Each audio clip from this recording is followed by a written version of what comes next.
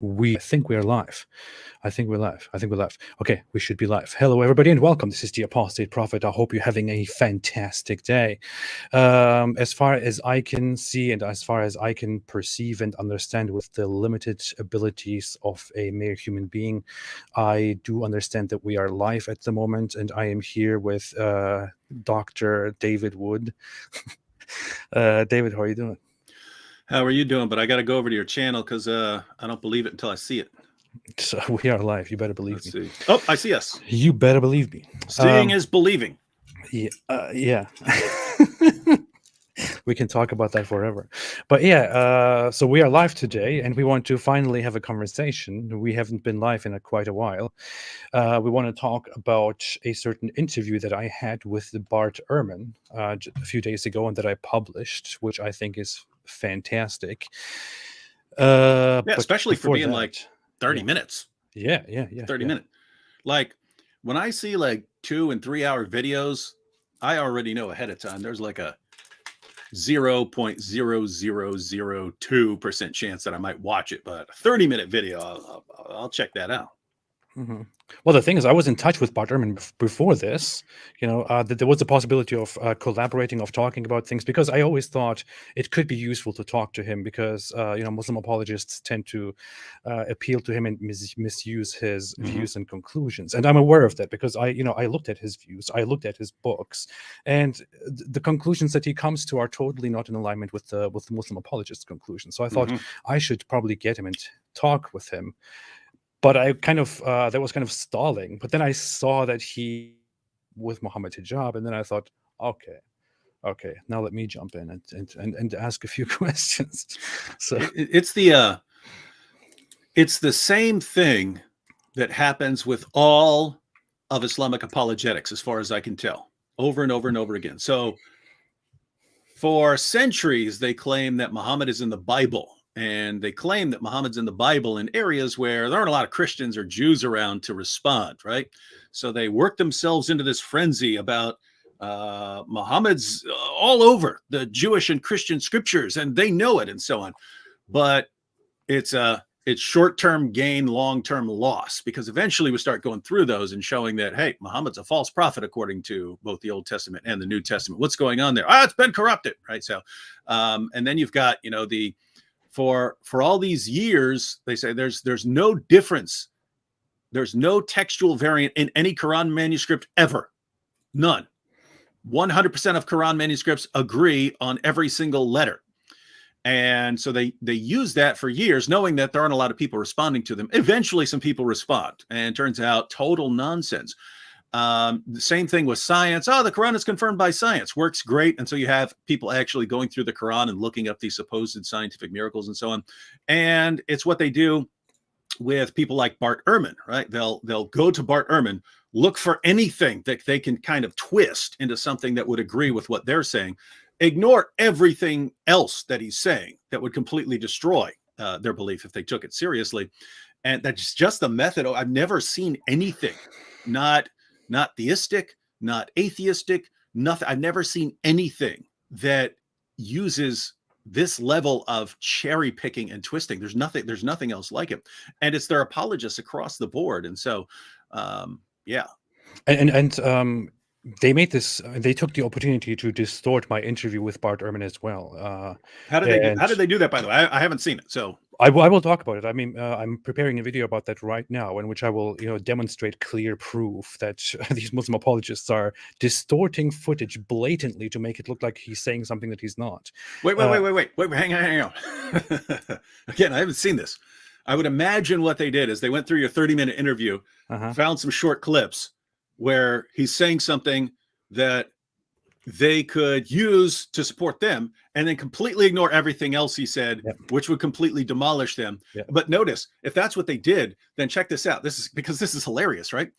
They go through Ehrman's views, which if they adopted Ehrman's methodology, they would have to reject Islam. No question about it, right? He approaches these things as a critic, as an atheist critic, responding to the New Testament and so on. And so just to give an example, so Ehrman rejects the virgin birth, right? If he rejects the virgin birth accounts in Matthew and Luke, then what do you think he's going to accept it in the Quran, which is way later? No, that would be insane. It would be insane. So it's insane to appeal to Ehrman and say, hey, we love the conclusions he's coming to over here. We're going to use those. When if you applied his methodology for 5 seconds to Islam would come crumbling to the ground.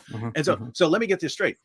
What they're doing is, for basically, 15 years that I can recall, Muslim apologists are quoting Bart Ehrman. You see, this guy is showing that we're right about the Bible, and we're right about this, and we're right about that.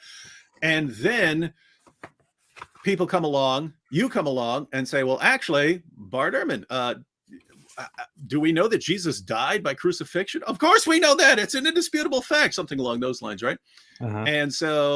And then what they do is then they go through your interview, which is correcting their massive misuse of Ehrman, and then they massively misuse your video using the same extreme delusional cherry picking method that they've been using for 14 centuries. And so and then it's hilarious that we're talking about that now. And then watch, they'll do it with something we're saying in this video, and then they'll twist it into something that agrees with them. And then if we respond to that, then they'll twist that into something that agrees with them, cherry pick that. It's an amazing religion. You will see their comments in a little bit. I already saw earlier comments of people saying that they will be closely watching this live stream to see things that we are going to talk about. But I want to also clarify quickly why we are talking about this whole thing. Why so much about Bart Ehrman? The issue is I'm an ex-Muslim atheist, very much convinced of it. David Wood is a convinced Christian. Bart Ehrman, on the other hand, is an ex-Christian atheist who criticizes Christianity. We are mainly talking about this, and we are mainly involving Bart Ehrman into this discussion, not because we want Bart Ehrman to help us, debunk or destroy Christianity or Islam. That wouldn't make sense. We are primarily doing this because there is this whole Islamic advance and these abuses from Muslim apologists who use Bart Ehrman. And if you ask Bart Ehrman himself, he's not very pleased with that, and you will see that in the footage. You can see that in the interview that I had with him. He's not pleased by the fact that Muslims really use him. He says, you can't really use me to prove that Islam is truer than Christianity. And that is the entire reason why we're doing this. And on top of that, Bart Ehrman does present some points which are a huge problem for Islam. But how about we just jump into it, David? We can start watching the interview, go through the steps, and then we can comment on them. What do you think? All right. Okay, let's do that. So I will share it on the screen here. There you are. Here we are. That's funny. Here we are. And we can skip the intro and come right to the interview. Got no audio. You have no audio? Okay, I did before when you showed it to me. Oh yeah, okay. I forgot to click something here. You tested it right before the show, and now Bart Ehrman. No? There we go. Got it. Okay, fantastic. All right, here we are starting. How are you doing? I'm doing well, thanks. I basically just addressed it, but in case I didn't capture it very well, would you briefly tell us? Okay, I can skip this part. He's going to talk about the seminar. I can come directly to the questions. Yeah, we know Bart Ehrman. Yeah, in regards to that, first off, I'm sure you have come across the fact that many Muslim apologists kind of seem to appeal to you and quote you and try to kind of I would say use you in order to validate their Islamic beliefs. What do you think about that? How much do you think your findings and ideas are in alignment with Islamic understandings of Jesus and Christianity? David, by the way, whenever you need to say something, just tell me to pause. You got, as if I recall, I watched this once right before I shared a link to it.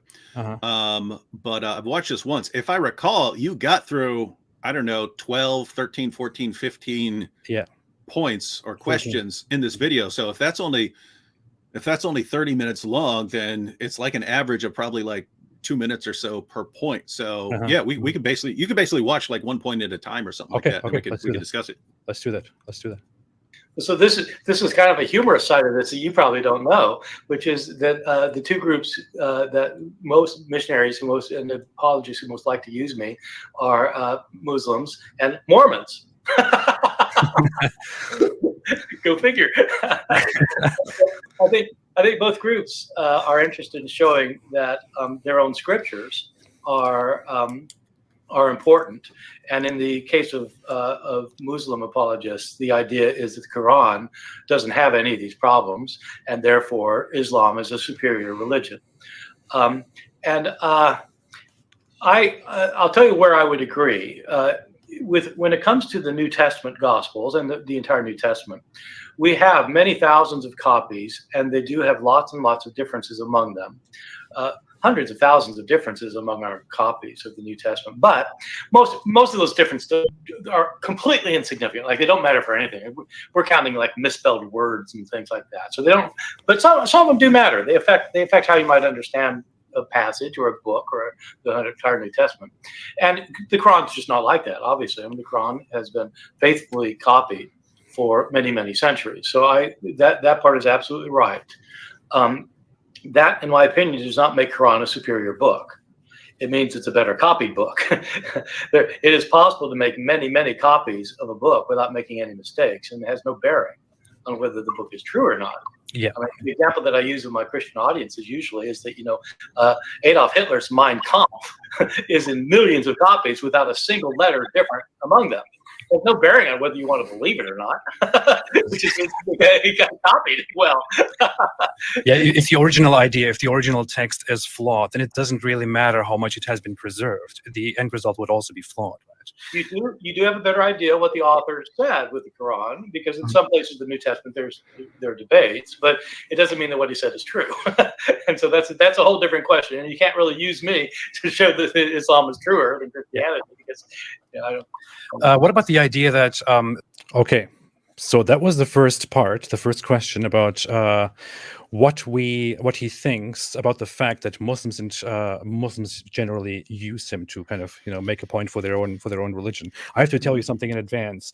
The Muslim apologists who took the footage here, what they did was, as you can probably predict, they took the part until he says, insofar, they are right. And then they cut it, because after that he says, but it doesn't matter if it's preserved or copied, because that doesn't make it right. Mein Kampf is also preserved, but you can't use that to believe in Mein Kampf. And he also says you can't use me to prove that Islam is truer than Christianity. So they cut that part out, because it's just it's almost like going to a verse of the Bible and claiming that it predicts the coming of Muhammad, and then ignoring everything else which calls Muhammad a false prophet in the exact same passage, right? Absolutely. It's almost exactly like that. As far as here's what's interesting: if the apologists would make any effort to understand what Ehrman is actually saying, or what his actual positions are, they could never use him. They can only use what Ehrman says, because they know that their listeners are ignorant of what he really means by these things. It's the only way they can use him. So he says there are lots of textual variants in the manuscripts of the New Testament. That's true. But notice what Muslims need to be the case is basically textual variants that somehow support Islam, right? So in other words, they need some sort of New Testament documents where Jesus didn't die on the cross, he didn't rise from the dead, and he's not Lord, he's not the Son, right? That's what they need. You don't have that anywhere. I mean, Ehrman even pointed out the vast majority of textual variants have no effect on meaning. There are things like spelling differences. When he talks about some of them actually impacting the meaning, you still don't get anything that affects basic Christian doctrine, like Jesus' death on the cross or his resurrection or something like that. So you have variants, and you only have two really sort of big variants. That's the passage where the woman caught in adultery is brought to Jesus, and then there's the longer ending of the Gospel of Mark. So you have two sort of long passages, and in that ending of the Gospel of Mark, for instance, the longer ending, you have Jesus saying that his followers will be in situations where they could drink poison or something like that and it won't affect them. And so you don't have that. You don't have that in the rest of the New Testament. So you could say that that variant actually affects something. It affects our understanding of things that will happen to Christians or something like that. Even then, you still don't get anything that affects Jesus' death, resurrection, or deity. So Ehrman pointing out that you have lots of variants in the New Testament. Again, the overwhelming majority are things that are inconsequential. They have no impact on meaning. The ones that do affect meaning don't affect any basic doctrine. And what's interesting is that's now the position of people like Shabir Ali, who now admits that there are variants in the manuscripts of the Quran. There are variants even in Qurans today. So he points out that Muslims in areas of Africa use Qurans, and he says they're slightly different. They don't affect any core Islamic doctrine. So they'll affect the meaning of the verse, but they're not like changing Tawheed or something like that, right? So what Muslims need is for massive corruption of basic doctrine. That's not what Ehrman is saying you have. He's saying you have a lot of variants because you have a lot of manuscripts. They're handwritten copies. Whenever you have human beings writing copies, you're going to get mistakes. The more manuscripts you have, the more mistakes you're going to have. But there's this whole field of textual criticism, right? Where you can compare the thousands of manuscripts we have, and you basically give a little crash course here. You have variants that are meaningful. They change the meaning, and you have variants that are viable. Viable means they could go back to the original. So in other words, if you have 5,000 manuscripts and some difference, some variant appears in a manuscript from the 12th century, and that's the first time you ever see it, well, it's not viable. There's no way you're going to think that actually goes back to the original. It's obvious that someone in the 12th century made some sort of mistake. So the number of when you're talking about the variants that are actually meaningful and viable, they change the meaning of the text, and they could go back to the original. So it's disputed whether they go back to the original. That's a very, very tiny fraction of all these variants that we have. But now here's where things jump in. When a Muslim hears there are variants that are meaningful and viable, in other words, they change the meaning and they go back to they're thinking, ha ha, this is what we believe. It's not what you believe. It's not within a million miles of what you believe. You believe in some original gospel where Jesus didn't die on the cross, he didn't rise from the dead, and he's not Lord. None of those variants support that view. None of those variants come within 1,000 miles, million miles of supporting that view. So the idea that what Ehrman is saying somehow supports your view is not. I mean, when I walk up to someone who's grown up on a diet of Ahmed Deedat and Zakir Naik, they go, what about your 27 Bibles or your 70 Bibles? Or they just come up with some number. What about? And I'm like, what are you talking about? You're talking about translations? What are you talking about? No, all the different Bibles. And they really think that there are all these different Bibles that are just like completely different. And we just pick the ones that we like, and you go to a different area and they just have a completely different Bible. That's not that's not how it is, guys. You got the manuscripts. The manuscripts are disagreeing on very little, and you never get manuscripts that disagree on these basic core Christian doctrines. So that's the situation over there. I think one thing that needs to be clarified is that when Muslims look at what Bart Ehrman says about the whole idea that there are certain differences in manuscripts in the New Testament or in biblical scripture, whereas as he says, and we can come to that as well, as he says the Quran is in comparison faithfully preserved. The issue is Muslims think this is a big goal for Islam, a big score for Islam.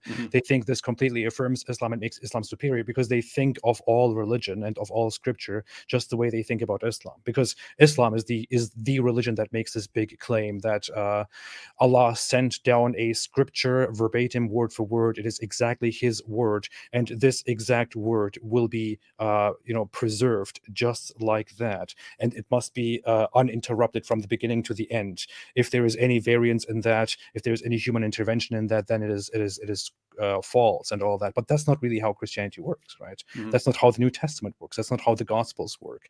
It is very much within the understanding of Christian of the Christian religion, that it is not meant to be that way. Christians don't boast about this, something like the perfect preservation, or the perfect copying, or whatever it is. It is very clear that you have accounts written down by certain people. You have the same stories told in different ways, and you have certain manuscripts of these Gospels, of these New Testaments, that give you a certain story. You are not desperately trying to look for some perfect preservation of the identical text, word for word, letter for letter, I don't know, symbol for symbol, as it is in the Quran. You don't have that in the Quran, but you are not supposed to desperately look for that within Christianity. That's an Islamic concept. You need to get rid of that Islamic concept.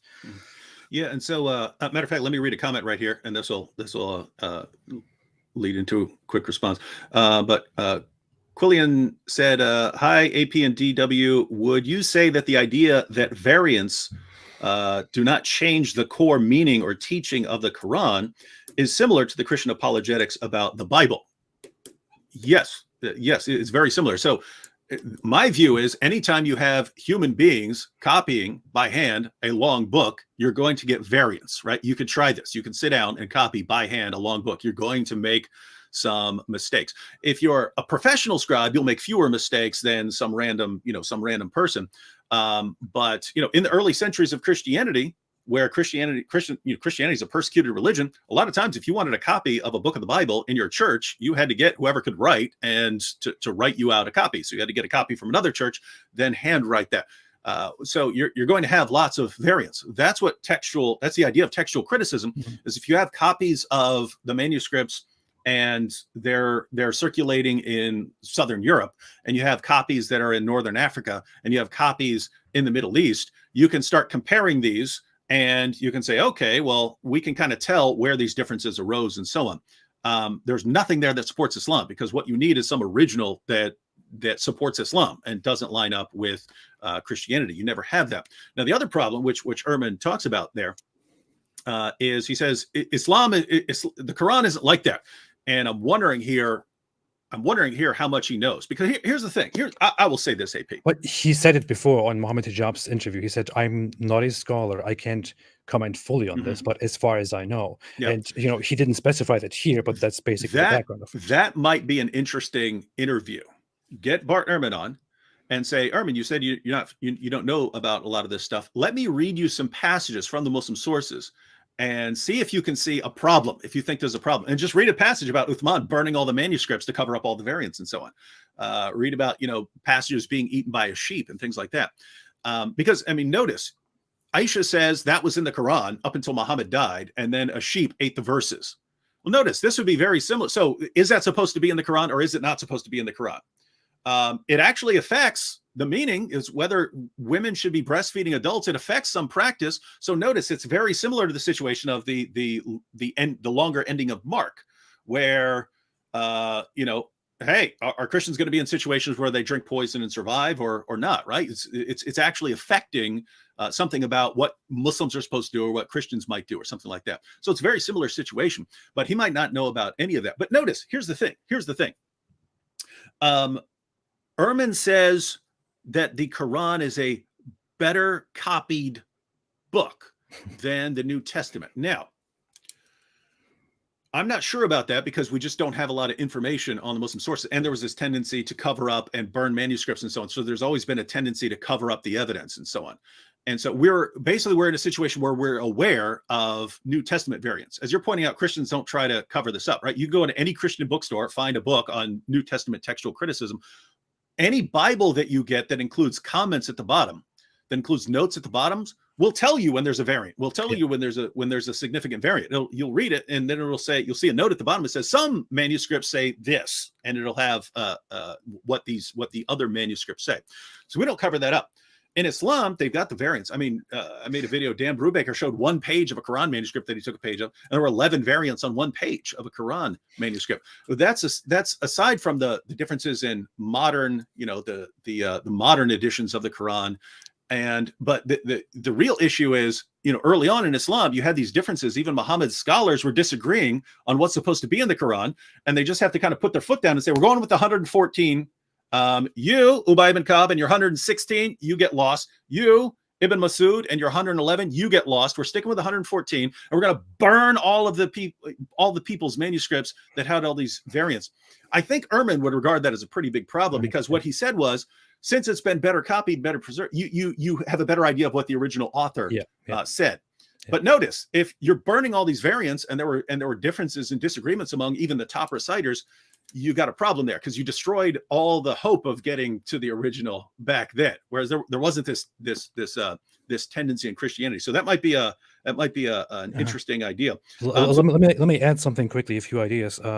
First off, this needs to be highlighted, what you just said. The whole thing that, when you open the Bible, when you look at the Bible, it tells you in some variants it says this, or in some manuscripts it says this. I mean, you can even do the same thing with the most prominent Christian websites, which give you, Bible verses. They will clearly give you the commentary and say, in certain manuscripts it says this, or in certain variants it says this. So this is something that has been part of Christian scholarship forever. When now Muslims come out and comment on the Bart Ehrman interview and say, oh, look, Bart Ehrman exposed Christianity. He said there are variants of the New Testament. Then what are you talking about? This is what this is what Christians themselves are saying. Yeah. The other thing that I want to say is, I had an interview with Shadi Nasser, who is a scholar on the whole topic of the Quranic texts, of Arabic texts, of Quran preservation, and so on.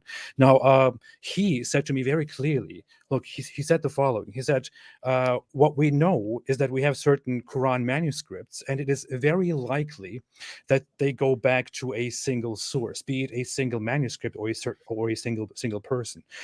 He said, we cannot prove this, but this is most likely true. What he said then, however, is, we do not exactly know. There is no way that we can prove that the Quran which we have is exactly in that shape and form and in those words as it was, spoken or recited at some point in the beginning. There is no way for us. It is impossible for us to prove that the Quran has been perfectly preserved, including from the moment it was, spoken, it originated. It is simply impossible. We can say that it has been, to a certain extent, faithfully copied as far as we see right now, although there are some problems between the manuscripts, but it is impossible to say it is the same as it was at the very beginning. And this Shadi Nasser said this. Many other scholars in the field will say this. I spoke to a scholar who will unfortunately not speak to me in public, but he told me this in even more detail in the background. And you can talk about copying as much as you want. What you don't have is proof that the Quran that you have right now is the same Quran that Muhammad supposedly recited word for word. It's simply not possible. Yeah. So notice, and we probably wrap up after this. Notice the appeal to Ehrman. The reason for it is because of a lie told by Muslim apologists. So Muslim apologists a while back started circulating the myth that the Quran's been perfectly preserved right down to the letter, right? And so they're saying, hey, our book's been perfectly preserved right down to the letter. The Bible, they've got all these textual variants. And so, we're superior. Our book is superior, right? So notice it's a lie. It's a lie, right? And then, so they start using Ehrman because Ehrman talks about all these textual variants in the Bible. And they pretend that he's agreeing with them, even though if they took him seriously, he does not agree with them. He doesn't get them anywhere close to what they actually need. So the reason for the appeal to Ehrman is because of a lie and then a further deception. The lie, the Quran doesn't have textual variants, and then the further distortion of Ehrman acting like he's pointing them towards an original text that could line up with Islam. So it's a lie. Yeah. But notice if they were honest and would say, oh yeah, and the Quran has tons of textual variants in the manuscripts and so on. Then what's your complaint? Why would you appeal to Ehrman? What do you need Ehrman for if the Quran is in a similar boat in terms of having textual variants, and especially if you're burning the manuscripts and so on, all these verses that were lost and so on? Why are you appealing to Ehrman to show that there are textual variants in the Bible when you've got textual variants in the Quran? But notice here. Suppose Ehrman is right. I suspect he may be, as far as comparing the preservation of the New Testament and the Quran. If you ignore some of the stuff about burning manuscripts, which makes me awfully suspicious, if you throw out some stuff like that, let's just say from the time of Uthman down, right? Let's say from the time of Uthman, Islam had a conscious effort to standardize the text earlier than Christians did. So when the Christian writers wrote their books, they didn't write the New Testament as a book. They sent out individual books. Paul sent out individual letters. The Gospel of Mark just circulated as the Gospel of Mark. It's not put together into the New Testament until later. And again, for the first 3 centuries, Christians are a persecuted minority. They don't have, schools of, manuscript writing and editing and things like that. They don't have that, right? So you're going to get lots of textual variants. Whereas Islam, they were able to consolidate power more quickly and to sort of impose a standardized Quran much more quickly, right? So you could say, based on that, you'd have to go through the manuscripts to actually verify. But let's just say it wouldn't be very surprising to me if the Quran had fewer variants than the New Testament manuscript. Someone would have to go through and count, right? But notice, that's not what Muslims are saying, right? My point here is this: if Muslims were to say that the Quran has fewer textual variants than the New Testament, if they were to say, which is basically what Ehrman was saying, right? That it's been better preserved than the New Testament. He doesn't seem like he's familiar with the Muslim sources, but what Ehrman is saying there, let's say the Quran has been better preserved than the writings of the New Testament because, well, it's centuries after, right? It's centuries after, and because they were able to impose a standardized version earlier, and therefore ended up with fewer textual variants. What in the world does any of that have to do with something miraculous, right? And Ehrman points out, you've got Hitler's Mein Kampf. It's much better preserved. Why? Because it's much more recent, right? It's much more recent, and you have better methods of ensuring preservation right now than you did in the ancient world. Nothing miraculous there. But notice, Muslims could come out, Muslim apologists, if they were honest, could come out and say, you see, we have fewer text. If they actually did the math, counted all the numbers, they could come out and say, you see, we have fewer textual variants in the Quran than you do in the New Testament. Ha ha! But they don't want to say that because the point would be, so what, right? We have an idea. We would have an idea why you have fewer textual variants. You're burning manuscripts, doing all kinds of stuff, right? And you're able to impose a standardized text earlier. So it wouldn't be much of an issue. But at least you could be honest with the evidence and make that sort of claim if you actually did the counting. But that's not what they say. The perfect preservation right down to the letter from the time of Muhammad, and Bible, oh, it's so corrupt, no one has any idea what the original said.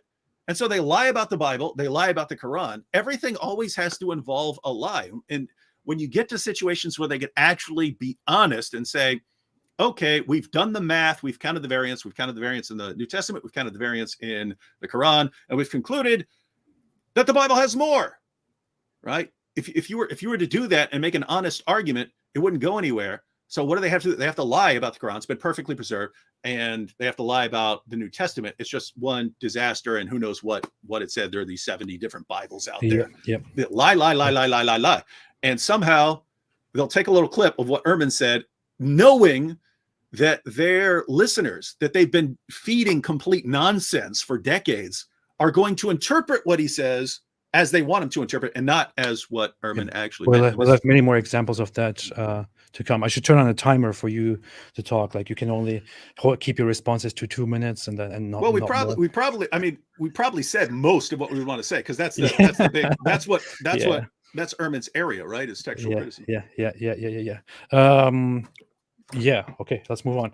But I want to emphasize again. Bart Ehrman compared the Quran to Mein Kampf here. In Mohammed Hijab's interview, he compared it to a phone book.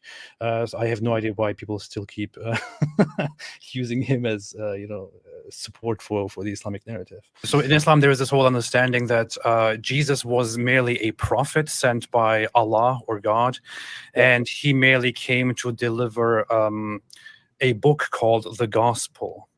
Now, this is very foggy. It's very hard to understand and to debate what exactly is being said. But the Quran refers to the book of the gospel that was given to Jesus, that was sent by Jesus.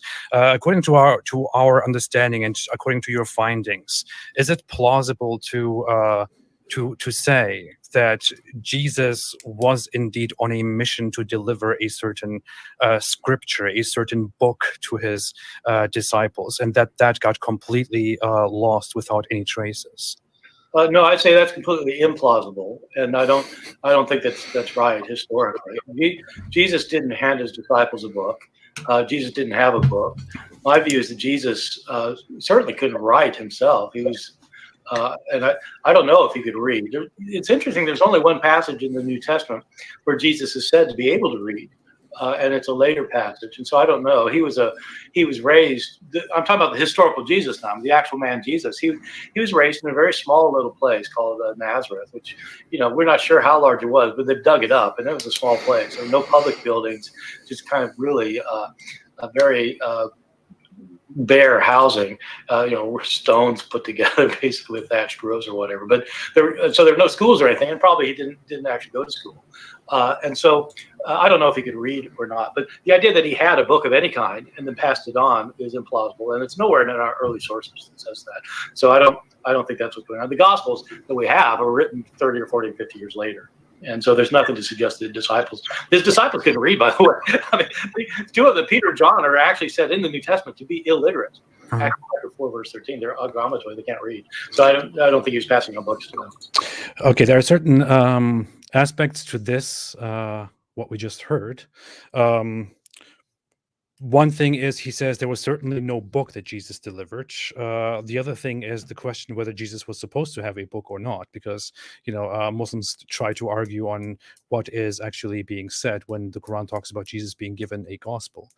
It could be that it's just his message or it's a book, but the problem is that the Quran makes many statements that make it look like there is a book that was given to Jesus, and this is also a very prominent opinion among Islamic scholars. The other thing is a point where many people, including you, probably would disagree, where he says that Jesus could probably not read or write, or that he certainly could not write. How do we want to proceed with this one? Yeah, I mean, it depends. So he points out that you have a passage in Luke where Jesus is reading. So there's that. There's also a reference to Jesus writing. That's in the Gospel of John, and that is from one of the two main disputed passages that I referred to. So that passage in John.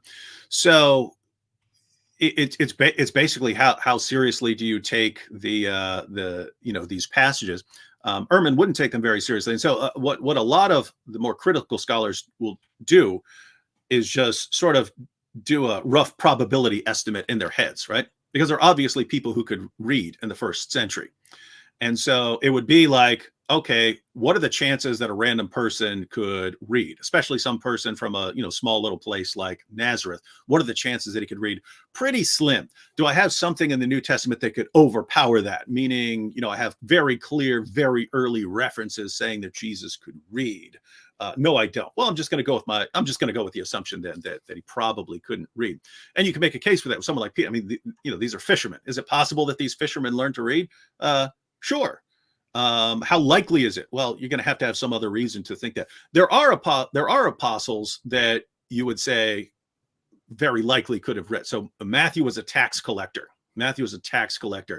He would have had to keep some notes, and so he most likely would have been able to read in order to get his job.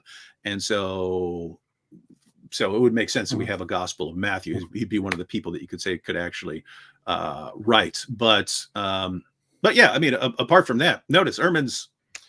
It's basically if you take Luke seriously, Jesus could read. If you don't, then you don't. So he's approaching it from a critical perspective.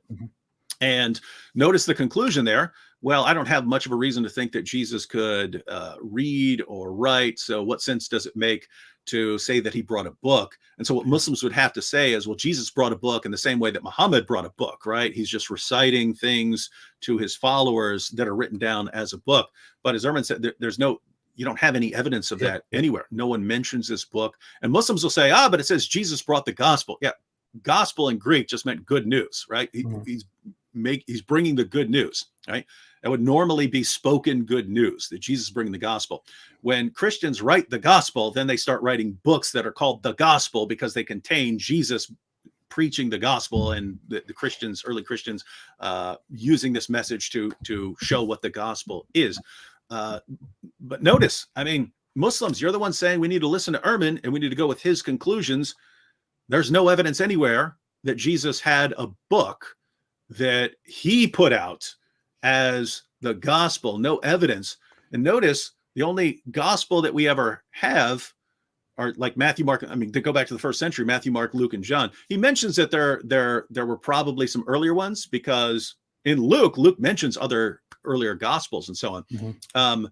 You have nothing anywhere that was ascribed to Jesus, that this is the gospel that Jesus sort of put down or dictated to his followers the way Muhammad would dictate. So what I think needs to be emphasized here is that Bart Ehrman also, takes the gospels as, to a large part, as an accurate account of the things that Jesus did and said. Of course, he says that these are later accounts that ascribe certain qualities to Jesus, which may not be entirely accurate because they believed in him. That's his conclusion. But he does acknowledge that these accounts are very much accurate. That Paul's accounts about him are very much accurate, especially in the undisputed epistles. And as he points out, there is no hint, nothing anywhere within the scripture, within the gospels, within the letters, which says that Jesus was reciting something, reciting a book, reciting the words of God, which people are supposed to remember or write down, or anything of that sort. This entire narrative is entirely unfamiliar to early Christianity. It's entirely unfamiliar to Christian scholarship. It doesn't exist. There is no such thing. So the Islamic assertion, the Muslim assertion, or the Quranic assertion that Jesus was given a book that, according to certain Quran verses, Allah taught Jesus the Torah and gave him the gospel and all these things. These are simply claims that are not supported in any way, and that don't seem to make sense given the evidence that we have, as also Bart Ehrman concludes. So this clearly does not support the Islamic perspective. And notice there are bigger problems for the Islamic perspective. So it's not just that Jesus brought a book called the Injil, the gospel. A little side problem there is the word Injil is a transliteration of the Greek word evangelion, right? Yeah. So Muslims, why did Jesus speak Greek in the Bible? Why's your New Testament written in Greek? Jesus didn't speak Greek. Wait a minute. According to the Quran, the name of the book is Injil, and that's a transliteration of a Greek word, evangelion. So why did Jesus have a book with a Greek title would be the question. Mm-hmm. So a little side note, but keep in mind, it's not just Jesus brought a book and then that book was lost or something like that. The Quran says that Christians still had the gospel in the 7th century when Muhammad is receiving the Quran. Mm-hmm. Surah 7, verse 157 of the Quran talks about Jews and Christians who are reading the Torah and the gospel and finding these references to Muhammad. Chapter 5, verse 47 of the Quran commands Christians to judge by the gospel, not by the Quran, according to the gospel. Surah 5, verse 68 of the Quran says that Jews and Christians have no ground to stand upon unless we stand upon the Torah and the gospel and all the revelation that has come to us. So it's not just that Jesus brought some book and that book was lost. If that, you could say, well, there's just no evidence for that. It's the Quran's claim is that Jesus brought a book, and then that book was faithfully preserved through the 1st century, into the 2nd century, into the 3rd century, into the 4th century, into the 5th century, into the 6th century, and into the 7th century, all the way down in Arabia, where Christians still had the faithfully preserved gospel. Now, you've got the reason you've got a problem here is because if you were to just go to history and say, what book did Christians have from the 1st century all the way down to the 7th century, you're dealing with the four gospels, which during the time of Muhammad were referred to as the gospel or the fourfold gospel. They were treated as a unit, Matthew, Mark, Luke, and John. So either the gospel that the Quran is referring to is our gospel, in which case Islam is false because it doesn't line up with our gospel. Or the Quran is saying that Christians had this book of Jesus for 7 centuries, and it had spread all over the place, all the way down into Arabia, and yet we don't have one reference to it anywhere ever until Muhammad comes along. That would be insane. So, guys, either Islam is false, or you're making the biggest conspiracy claim in all of history, that somehow there was this original gospel was preserved for centuries, and somehow someone was able to completely cover it all up without a single reference anywhere.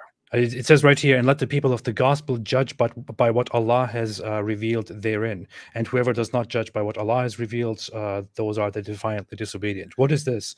Is Allah here trying to mock people and saying, let them judge by what is in the gospel? But they don't have the gospel. Ha ha. No, this is a text that says, let them judge by the gospel. Yeah, there's a rule in ethics that ought implies can, right? If I'm telling you you ought to do something, if I'm giving you a command, I'm assuming that you can do it, that you're capable of doing it, right? So if Allah is commanding us to judge by the gospel, the assumption there is that we're able to judge by the gospel, in which case we would have to have the gospel. Same thing in Surah 5, verse 68. If Allah is saying we have no ground to stand upon unless we stand upon the gospel, the assumption there is that we can stand upon the gospel. And the only way we can do that is if we actually have it. And so the Muslim idea that the Quran is simply that according to the Quran, the gospel has been corrupted and it's unrecognizable and you can't trust it and so on. That's why you need the Quran. I'm sorry, but that's not what Allah and Muhammad said ever. Absolutely. So what Muslim apologists are saying doesn't just, they're not just going against Bart Ehrman by twisting his words. They're doing the same thing with their God and their prophet. So notice, a Muslim apologist takes what he believes. He goes out, finds Bart Ehrman, twists Bart Ehrman's words into something that agrees with Islam. Then he has to go also and twist Allah's words and twist Muhammad's words to get them to agree with what the apologist is saying. There's I can't think of anything like this, anything in history, no cult, anything that twists things and cherry picks on this level. And I just have to conclude, AP, I don't think the true religion needs this sort of thing. I don't think so. I agree. I will quickly run through some super chats. Oliver Spiridon said, I am generous. I appreciate it very much. In different super chats, we have from the very beginning, Stop Scamming Man said, Quran says the bones of the unborn form first and then the skin goes over it. I was totally shocked there were any parents that fall for it. This is covered by my scientific mistakes of the Quran. It's indeed true. Stop Scamming Man said, apologists invoke non sequiturs and pseudoscience to sanitize what Muhammad did to Aisha. Maybe interview a relevant scientist on the claims. I should do that. I have kind of said it. I have made up my mind on actually inviting certain people or certain sources to talk about the whole child marriage thing, since we have actual apologists in our time who say that is a wholesome value, child marriage, that should be brought back. Yeah, there's even that clip of Ali Dawa saying that if his daughter was 9, he would tell her she's ready for marriage. There's that Speaker's Corner clip. And then there's all the clips of him saying, no, I never said that. But people put out the actual video clip. But if she's ready, she can get married. Yeah. And I'm proud of that. Connor Harris said, big fan of both of you. May Christ bless you both and good luck in your work. Thank you so much. I appreciate it. T. Ward said, see how nice Christians are, AP? I know. Fantastic, right? This is why people keep telling me that I'm a secret Christian. What is this supposed to? I don't even understand the logic here. Can you help me understand this? Why would I be a secret Christian? That doesn't even make sense to me. I mean, why would I be? Why would I not just be openly Christian? That would be much more beneficial to me. Notice,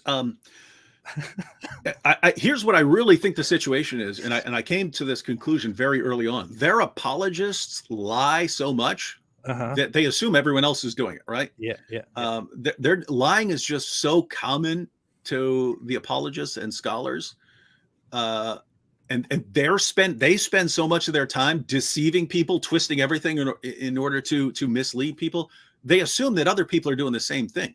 Yeah. And so I think that's why they will look at someone like you and say, aha, I bet he's a Christian, but he doesn't want to say he's a Christian. He wants to say he's an Why? atheist. And then Why? in the future, he'll say, "Oh, I came out as a Christian, and now you have to read my book. I'm putting out a book from Islam to atheism to Christianity. Ha ha! Everyone buy my book." They're assuming you're doing something like that because deception is so common for them. I haven't ever thought that far. That's very interesting. I know how they think. Because I'm wondering what would be the point? I mean, if I'm a Christian, I would just go out. I just gave you the point. I'd say now I'm a Christian. Now, if you do it, you're caught. Yeah, that's terrible. What did you do?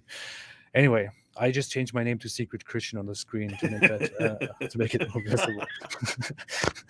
Haha! The proof. Screenshot. No context. No context. Yeah. Screenshot. T Ward said, as time goes on, more evidence are being found. As time goes on, more evidence is being found that backs the Bible. Jesus is Lord, King of Kings. Once I was blind and now I see. Congratulations to you. I happen to disagree, but I'm also an atheist and I'm blind by nature. So there's a thing. Christy C. Robinson said, thank you guys. God bless you. Thank you so much. I appreciate it. Linux Dog became a member and said, or is a member, and said, thank you both for your work. I really appreciate it. Thank you so much. And finally, Kafir Linda Clark said, hi, Linda Clark, said, hello, AP and David Wood. God bless you. Wait, I will read two more because one of them is very huge. David said, according to Islam, Jesus will come back and fight Gog and Magog, which were imprisoned by Alexander the Great, and they were both Muslims. LOL. I'm going to make a video about that quite soon, hopefully. And finally, aren't those zombies according to Yasser Qadi or something?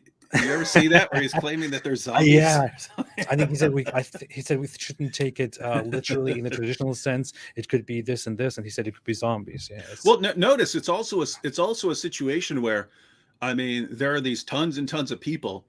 Alexander the Great builds this massive wall to keep them out, and they're being held there.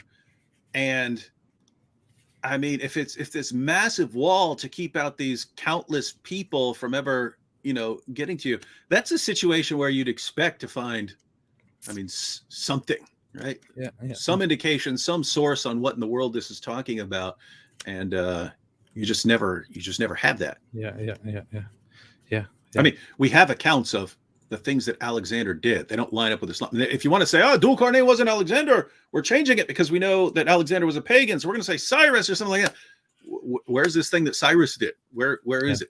Yeah, I think Resident Evil may be based on the Islamic story of Gog and Magog. I don't know if you've ever played. You see, Resident Evil proves that Islam is true.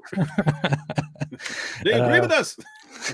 And finally, RSN74 made a $100 super chat. Thank you so much, and said, AP and Dr. Wood, your videos saved me from Islam. Merry Christmas. Thank you so much. Merry Christmas back to you, and very, very happy to hear that. Thank you. I appreciate it.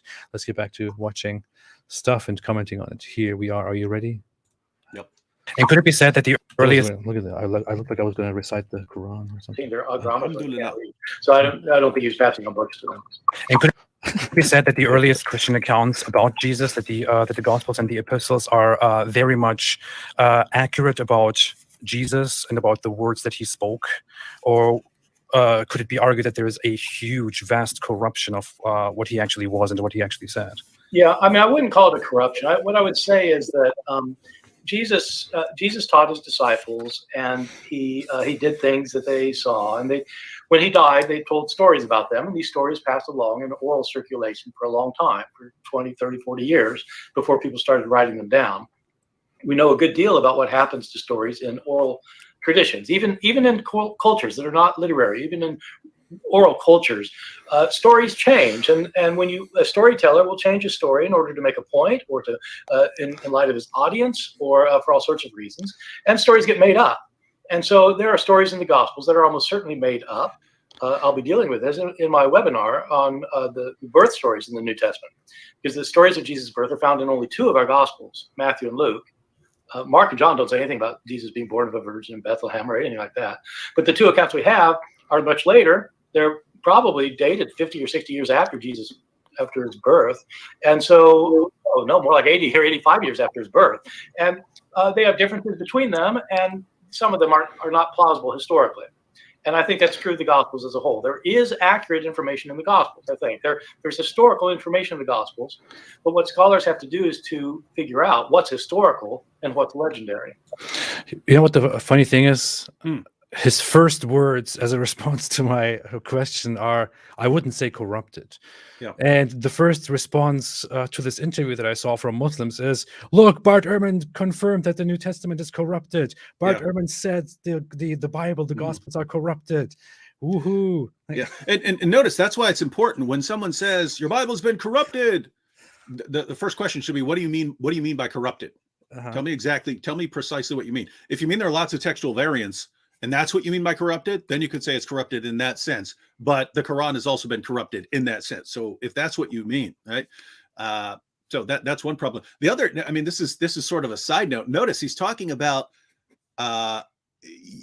not trusting everything in like Matthew and Mark because you're several decades after the events they report. And he says, we know what happens in oral cultures. People, basically things get embellished. Sometimes people put stories into there. Sometimes people make things up.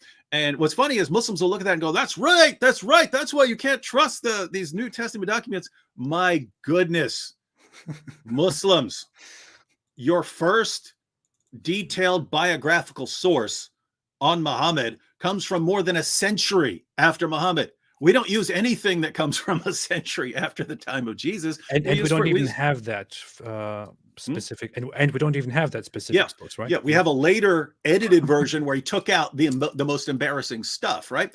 And it's a source that most Muslims, when I quote it, so we don't trust Ibn Ishaq, we don't trust that. What do you trust? What can I quote? Sahih al-Bukhari, really? Written 2 centuries after the events? Sahih al-Bukhari, 2 centuries? I can't even imagine a Christian coming up and saying, hey, there's this book. It's written 230 AD, so 200 years after the time of Jesus. That's our main source that we're going to learn about Jesus. So here, the situation just once again is Ehrman is saying something. Muslims will interpret this as something that somehow vindicates their view. And if they took what he just said seriously, great. They know almost nothing about Muhammad because their main sources are way later than the sort. I mean, if you're talking about the distance between the events they report and your earliest sources on them, I mean, your main sources are Sahih al-Bukhari and Sahih Muslim on the life of Muhammad. It's 2 centuries after the events. If you can't trust something 20, 30, 40 years after the time of Jesus, my goodness, what do you do with something 2 centuries? Well, let me guess what you're going to do. Yeah, when if Christians do it, it's a problem. If Muslims do it, no, they can do it forever, and it's not a problem. Yeah. So the problem with the whole Islamic source with Ibn Ishaq is we don't exactly have the exact writings. We have reconstructions of those according to a later source, and the biography, the earliest biography, includes a lot of stories that Muslims say are not authentic because they are mostly built on just hearsay, and they have to really filter out all the all the false information. They have to get the right information out of it. But these books exist still. The books of Ibn Ishaq, the book of Ibn Ishaq, or what is claimed is what he wrote, is still read by Muslims. It is still part of Islamic scholarship. Muslims still read it through today, and it is a book that Muslim scholars themselves have concluded is very much unreliable to great extents. This is what you have. And with that position, with that stance, in that position, you are trying to attack the authenticity of reports about Jesus by the earliest Christians. That's kind of strange, isn't it? Yeah, and as you pointed, so Ibn Ishaq is the earliest book we know about. We don't have an actual copy. We have a later edited version from Ibn Hisham, who admits that he took out all the embarrassing, the most offensive material. So things like the satanic verses and so on. He took that stuff out. And even then, Muslims don't trust this as their best source. They go to even later sources. So sources after we know that Muslims are sanitizing their stories to try to make them less embarrassing.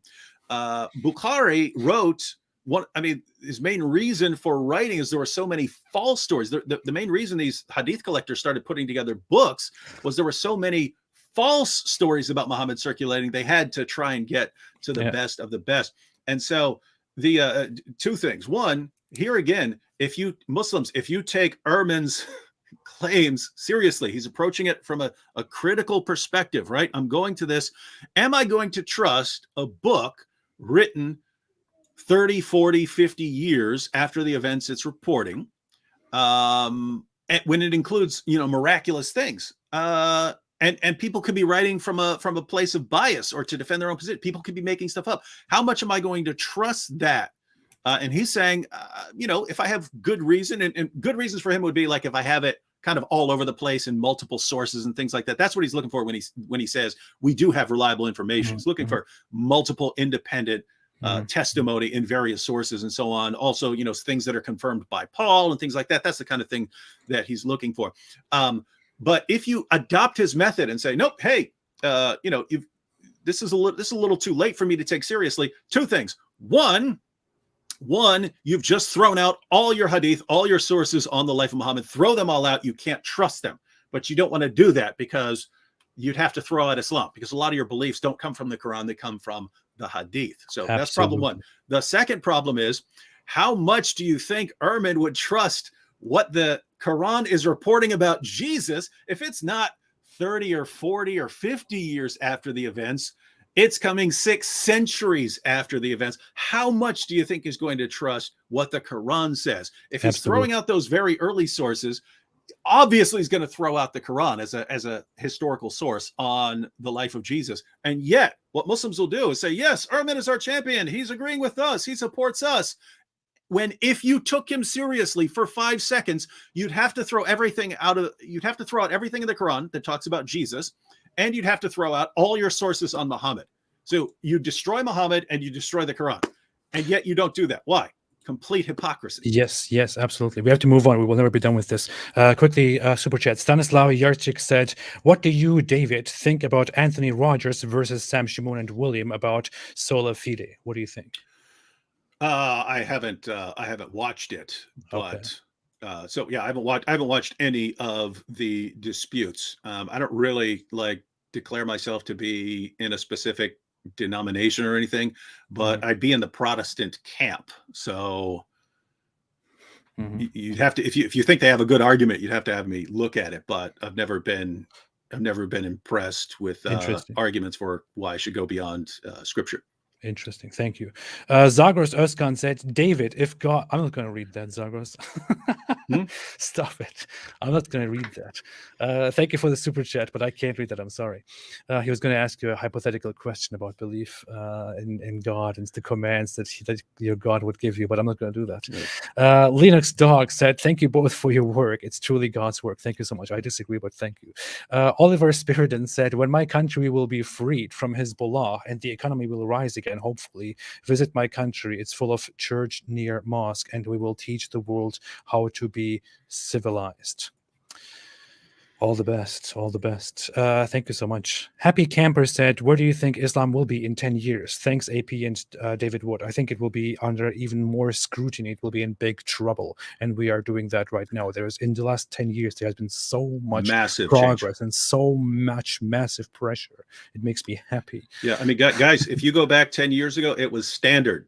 Yeah, for pretty much all the apologists to deny that Muhammad had sex with a 9-year-old girl.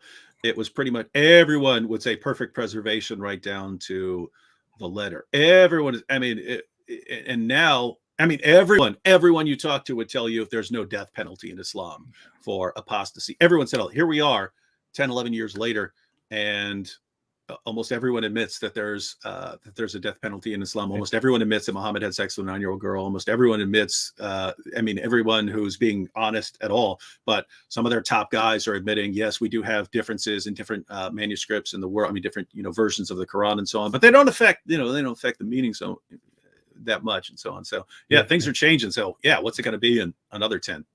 Yeah. Interesting. And finally, Myth Vision Podcast said this was one of the best video responses to Islam I have seen from you, AP. Thank you so much. Credit goes to Myth Vision Podcast. By the way, he has been very helpful in arranging the whole issue with me and Bart Ehrman. So thank you so much. And also go over and subscribe to his channel. He has done a lot of work, and he's also promoting and helping Bart Ehrman with this seminar. Okay, let's go on to the next talking point here. What about certain sources like the Proto-Evangelium of James, for example, certain extra biblical or apocryphal sources that were not included, in the New Testament, which tell us certain things, such as that Jesus brought, certain stones to rock birds to life, or that he spoke as a child, and things like that. What can you say about them, about their authenticity? Yeah. Well, so I'm going to be talking about the Proto-Evangelium during the talk. The term Proto-Evangelium. I need to clarify. I was just cringing at myself watching that, because I got completely mixed up in what I was asking, because I didn't actually want to ask that beforehand. But then I suddenly just threw that in. What I'm really asking about is there is the infancy gospel of Thomas and the infancy gospel of James. In the infancy gospel of Thomas, it mostly talks about certain miracles or certain things that Jesus did in his as a child, allegedly, according to that source. Whereas in the infancy gospel of James, it talks primarily about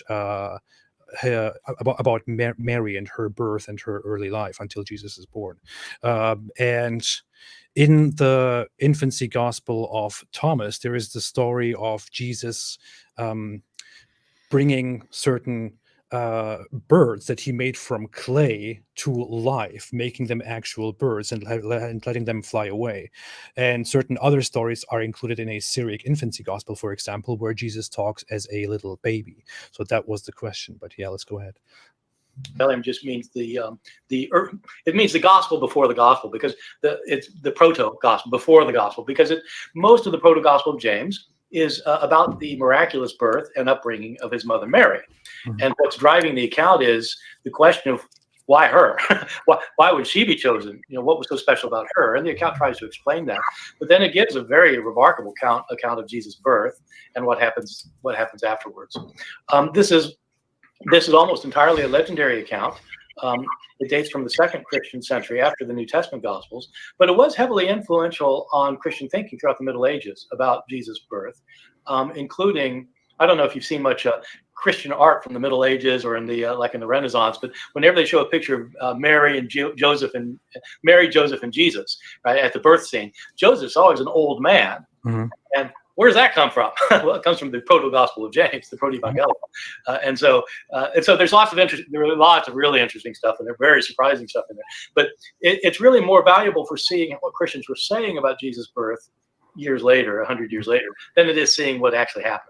I see. I bring this up because you might be familiar with the fact that Islam adopts a lot of certain stories, like Jesus speaking as a little baby, things like these that are found in some of these sources that are considered, fabrications. And well, yeah, that's right. And the story about him making birds is actually in a different gospel. That's in the gospel that's called the infancy gospel of Thomas. Mm-hmm. And he makes these 12 sparrows, and when he's accused of violating the Sabbath, he claps his hands and brings them to life, and they fly away. And so, like, he's destroyed all evidence of any misdoing. What do you mean? What birds? That's interesting. In some of these sources, there are some very strange accounts of Jesus. I read some of the Gnostic Gospels, for example. Yeah. Things that he says and does are completely irreconcilable with the New Testament Jesus that we have. Yeah, that's right. I mean, it's. Stories get told about famous people, and sometimes they're historical and sometimes they're not, and the task is to figure out which is which. Mm-hmm. All right, that was a lot, and there's a lot to address here. We can keep it pretty simple. Ehrman, you're bringing this up because there are these stories about Jesus in the Quran, and when we trace them back, we can't find anything in the first century that talks about these stories. Mm-hmm. What we do find is stories that originated much later, and then the Quran is using those stories. And so Muslims, remember, Ehrman is your hero. He's the one supporting you. What would Ehrman say about these stories being in the Quran? The obvious response of anyone who's remotely critical would be Muhammad stole a bunch of stories, not realizing these are not authentic stories. He could not tell the difference between something that originated in the 2nd or 3rd or 4th century and something that originated in the 1st century and is authentic. He couldn't tell the difference, which means it doesn't look like that came from God. Yeah. The thing is, everybody knows that Bart Ehrman doesn't believe in the divine. He doesn't believe in the supernatural. He doesn't believe in God and Christianity and all that. So some Muslims bring this strange objection and say, well, of course he says these things are legends because he doesn't believe in miracles. But that's not the point he's making. The point he's making is that we have accounts of the original story of Jesus, and these accounts, these early stories, are part of the actual story. He admits that. He says he thinks there are certain stories that are almost definitely made up in the New Testament, but these, the early story about Jesus is there, whereas these certain things that I have brought up, like Jesus turning clay birds into actual birds, or speaking as a baby, or even killing children as a child, these are stories that have nothing to do with the early story, that were made up later as legends about the character of Jesus. And he acknowledges this. He says these are not part of the actual story. These are simply later legends. I actually have the infancy gospels here, and look at the infancy gospel of Thomas, for example, and you will see that the Jesus that you find in this infancy gospel has nothing to do with he's nothing like the Jesus in the New Testament. In this part, he plays on the Sabbath and creates clay birds. Then he breathes life into them, which is, by the way, very significant. He does that in this story as a sign that he can give life to certain things. That's a sign that he's more than just human. He's not creation. He's above creation. He was there from the very beginning. And these Gospels basically also emphasize the idea that Jesus is above human. He has been there since before creation. So they run with the idea that he is God, or Son of God, or a representation of God, or something like that. But in chapter 3 of this gospel, he gets angry at a child and curses the child, and the child immediately dries away, becomes fruitless, and dies. In chapter 4, a child merely bumps into him, where Jesus then turns around and what does he do? He curses him, and the child then dies as well. He gets angry at people for random things and curses them, and they die. People question him, and he says, "How dare you question me? May you be all cursed," and they all go blind. So this is the Jesus that you find in those accounts, which have had an influence on Middle Eastern, areas, which also probably had an impact on the Arabs and early Islam. And this has nothing to do with that Jesus from the New Testament, who preaches forgiveness all the time and who would never act this way. How can you reconcile these two things? And the Quranic accounts about Jesus come from these sources. Yeah, I'll just reiterate something you mentioned there at the beginning, that the Muslim response here is, of course, Ehrman doesn't believe these things because he doesn't believe in God, and so he doesn't believe that Muhammad is a prophet, and so he can't believe he's that Jesus is doing these miracles, or that Muhammad is receiving these revelations. Guys, that's not the issue. I believe in miracles. I believe in God, and I believe in miracles, and yet these things are clearly legendary, and Muhammad was clearly plagiarizing these stories, as he was repeatedly accused of in the Quran. Remember, over and over and over again in the Quran, Muhammad would receive a revelation, and the non-Muslims would run up and say, these are just tales of the ancients. And even we know where Muhammad's getting this from. He's getting these stories from this guy he keeps talking to, right? And so this isn't a matter of not believing in God or something like that. It's a matter of common sense. If you've got all these first century documents, none of them mention any of these stories. How do people know all of these additional stories later on? Well, guess what? I don't have any problem with Jesus performing miracles. So I wouldn't have a problem with him giving life to clay birds. It's clearly a later fabrication, though. It's clearly a later fabrication. You have no evidence that this actually happened. The stories are too late. Mhm. But if you're a Muslim, you have to believe it happened because of what the Quran says. But keep in mind, and notice, you can say, hey, I just believe the Quran. I believe whatever it says. But if you're appealing to Ehrman and saying, hey, this guy's got the right methodology, how many times does he have to destroy your book and your prophet with his reasoning? Ehrman's usually not applying his reasoning to the Quran. But the idea is when you guys take his reasoning that he's applying to the New Testament and you cheer for his conclusion, even though it doesn't actually agree with you, but when you do it, you're cheering his conclusion, you're kind of cheering for the methodology that he arrived at. Well, be consistent, apply the same methodology to your own book and your own prophet, you're going to have some problems. Let me quickly read this to you. Gospel of Thomas, chapter 4. Oh, nice. It says, from there, the infancy Gospel of Thomas. It says, from there he was going with his father Joseph, and someone running struck his shoulder, Jesus. Jesus said to him, cursed be you because of your leader. And immediately the child died. And the people who saw that he died immediately cried out and said, from where was this child born that all of his words become deed?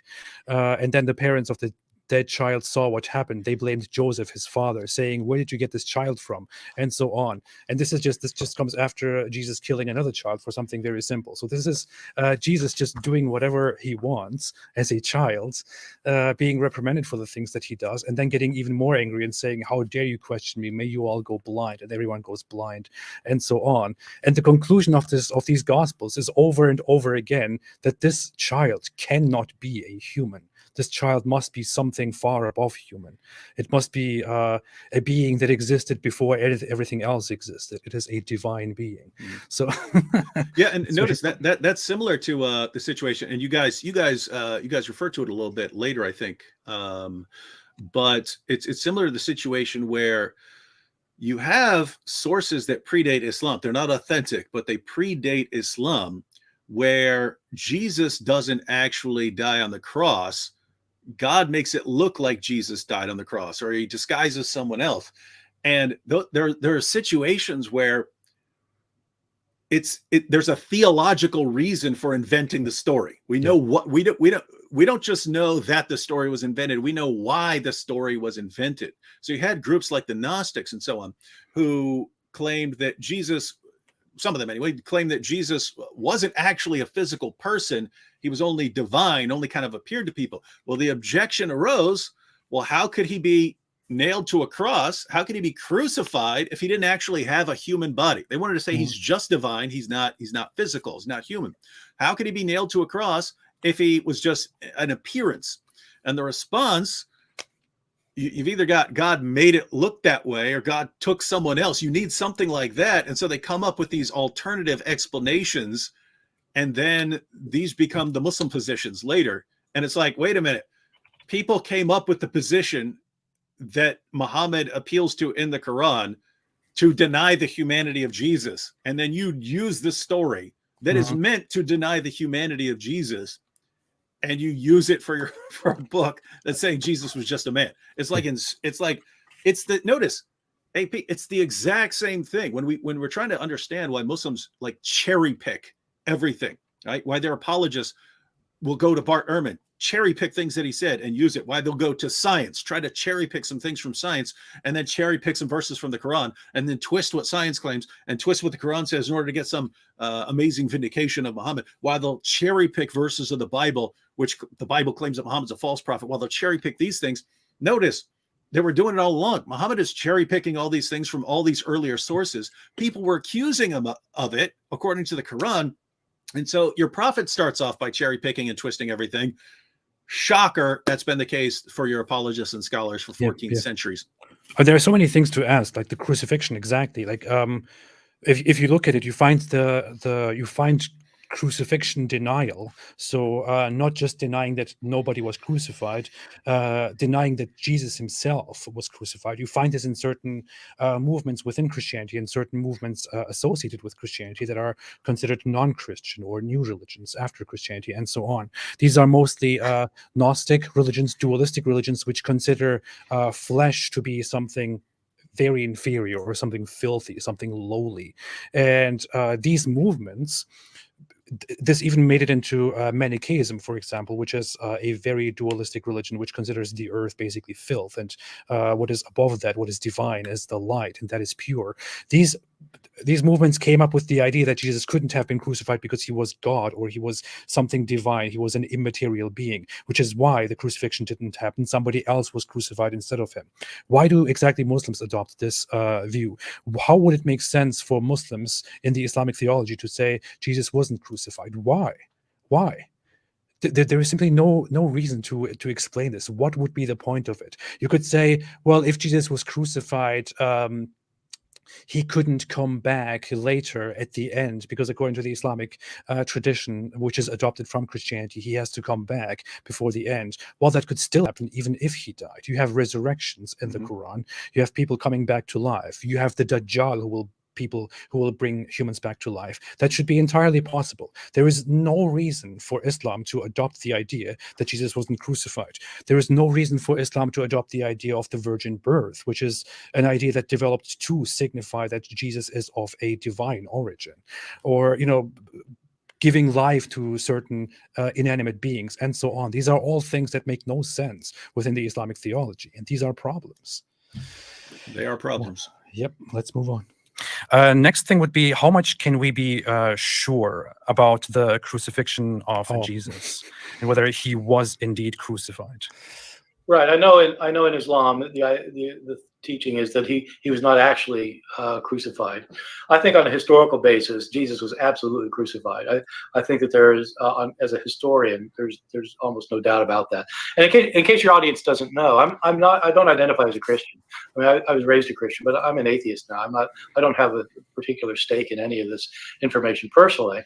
But I think the crucifixion of Jesus is probably the best attested, one of the best attested events of his life. It's found all over the place in our early sources. It's even mentioned by non-Christian sources, and it's a kind of a complicated thing for me to argue. Although I can at length, if somebody wants me to, it's not the kind of thing that Christians would have made up about him if they wanted to make up legends. If they wanted to make up something about Jesus, it wouldn't be that he got killed by the enemy, tortured to death. Then what they would have made up is that he became the king and he's sitting on the throne in Jerusalem. But they couldn't make that up because everybody knew it wasn't true. And so they had to say, well, yeah, he got crucified. But then they ended up saying that because he was crucified, that was significant, that it was the plan of God. And but they're kind of explaining it. They're not, they're explaining because they got to explain it because he was crucified. Yeah. The Islamic account is very strange. It is that I guess that people think Jesus was crucified and that somebody was crucified, but it wasn't Jesus. It was just somebody else who people thought was Jesus, and it's a very strange thing to think. Well, it is. And it didn't start with Islam. It actually there's a Christian teacher in the 2nd century named Basilides who was an Gnostic, and he wrote a gospel. He wrote a Gnostic gospel. We don't have the gospel anymore. We have a church father who talks about it, and in his account, what he says is that there was a fellow in the Gospels. Jesus is carrying his cross, and they impel somebody else to carry the cross for him to the place of crucifixion. And according to Basilides, what happened is this other person, whose name was Simon from Cyrene, which is in North Africa, Simon of Cyrene carries the cross, and when he gets there, Jesus pulls an identity switch. He's the Son of God. He can do miracles. He makes Simon of Cyrene look just like him. And then he looks just like Simon of Cyrene. And so the Romans think they're crucifying Jesus, but they're crucifying Simon. And Jesus is standing by the cross laughing. Presumably Simon didn't think it was so funny. Trying to help out here. Understandably so. Yeah, so interesting. Ehrman seems like he'd be fun to hang out. Nabil actually took some classes with him back in the day. Oh, really? Yep. We very much talked about this just now before we got into it. Yeah. Crucifixion. But notice, so Muslims, hey, we want to go with the method of Bart Ehrman. Bart Ehrman's method. The overall method, the general method is you look at your sources. You're specifically looking for multiple independent sources. So it's not just multiple sources that are all quoting the same source. That would actually be one source. Multiple independent sources. And he points out you've got Christian sources, you've got non-Christian sources. talking about the crucifixion of Jesus. Then he uses a little bit of the principle of embarrassment, meaning if you want to say Christians invented the idea of crucifixion, why would they invent that? I mean, if you're inventing a story about your hero, why would you say, oh yeah, and the people killed him? Why would you invent that sort of thing? So he looks at that and says, that's one of the things we can definitely know about Jesus. Well, notice, well, then Islam is false, right? Because Islam says it didn't happen. But in the Islamic mindset, we'll look at Ehrman's reasoning, we'll celebrate his reasoning, except for someone like Ehrman is going to say, the crucifixion of Jesus, definite thumbs up. The virgin birth of Jesus, definite thumbs down. So the exact opposite of what Islam is teaching about these issues. And yet Ehrman is our hero here. It's just this. I mean, I've never seen anything that cherry picks like this. That's funny. I never thought about it that way. Pretends that Ehrman is supporting them, pretends that science is supporting them, pretends that the Bible is supporting them. It's just wild. Note out, by the way, if you beat me to this, AP, if you beat me to this, you can do it before me. But I will do this if you don't do it, if you don't beat me to it. A video titled, "Why Did Allah Deceive Bart Ehrman?" Oh. Because keep in mind, ladies and gentlemen, Muslims who are watching, everyone else, where did Bart Ehrman get the idea that Jesus' crucifixion is a fact of history? Where did he get that idea? Because according to the Quran, it never happened. According to the Quran, Jesus was never crucified. So how did Bart Ehrman conclude that this is a fact of history, and if Islam denies it, so much for Islam? Where did he get that idea? He got it from Allah, because Allah disguised someone, made someone else look like Jesus. Then this other person, usually Judas, according to Muslims today, then this other person was crucified, but everyone thought that it was Jesus. Jesus' own followers thought that it was Jesus. The Jews who didn't believe in Jesus thought that it was Jesus. The Romans thought that it was Jesus. Everyone thinks it's Jesus. Why? Because Allah did such a great job tricking everyone. And so here we are, nearly 2,000 years later. Bart Ehrman takes it as a fact of history. Why does Bart Ehrman believe Jesus was crucified? Because Allah did such a great job tricking everyone 2,000 years ago that he made all kinds of sources. And so the reason Bart Ehrman is led away from Islam is because Allah did such a great job tricking and deceiving everybody. That's some strange stuff right there. I was going to make a video about Allah deceiving everybody in general. I wanted to make a video about how Allah created Christianity, the biggest major religion, the enemy of Islam. But yeah, that's basically a very nice. And just so you know, you can make a big case out of it. Yeah, that Allah didn't just deceive Bart Ehrman; He also invented Christianity. Yeah. Because it's also Bart Ehrman's position. Not only was Jesus crucified, but the disciples saw something. They saw something that convinced them that he rose from the dead. So they actually believed that Jesus had risen from the dead and appeared to them. I've seen Muslims like Shabir Ali suggest that maybe Allah allowed Jesus to appear to his disciples to comfort them. And there were earlier Muslims who suggested that. And so notice now you'd have Allah tricking people into believing that Jesus died, and then having Jesus appear to his followers, knowing that they're going to interpret this as resurrection. Where did Christians get the idea that Jesus rose from the dead? According to Islam, they got this idea from Allah, who's tricking everyone. But notice it's also Ehrman's position, and I'm sure if I recall correctly, he'll be talking about this. It's also Ehrman's position that their belief that Jesus rose from the dead caused them to go and reinterpret passages and eventually conclude that he's divine.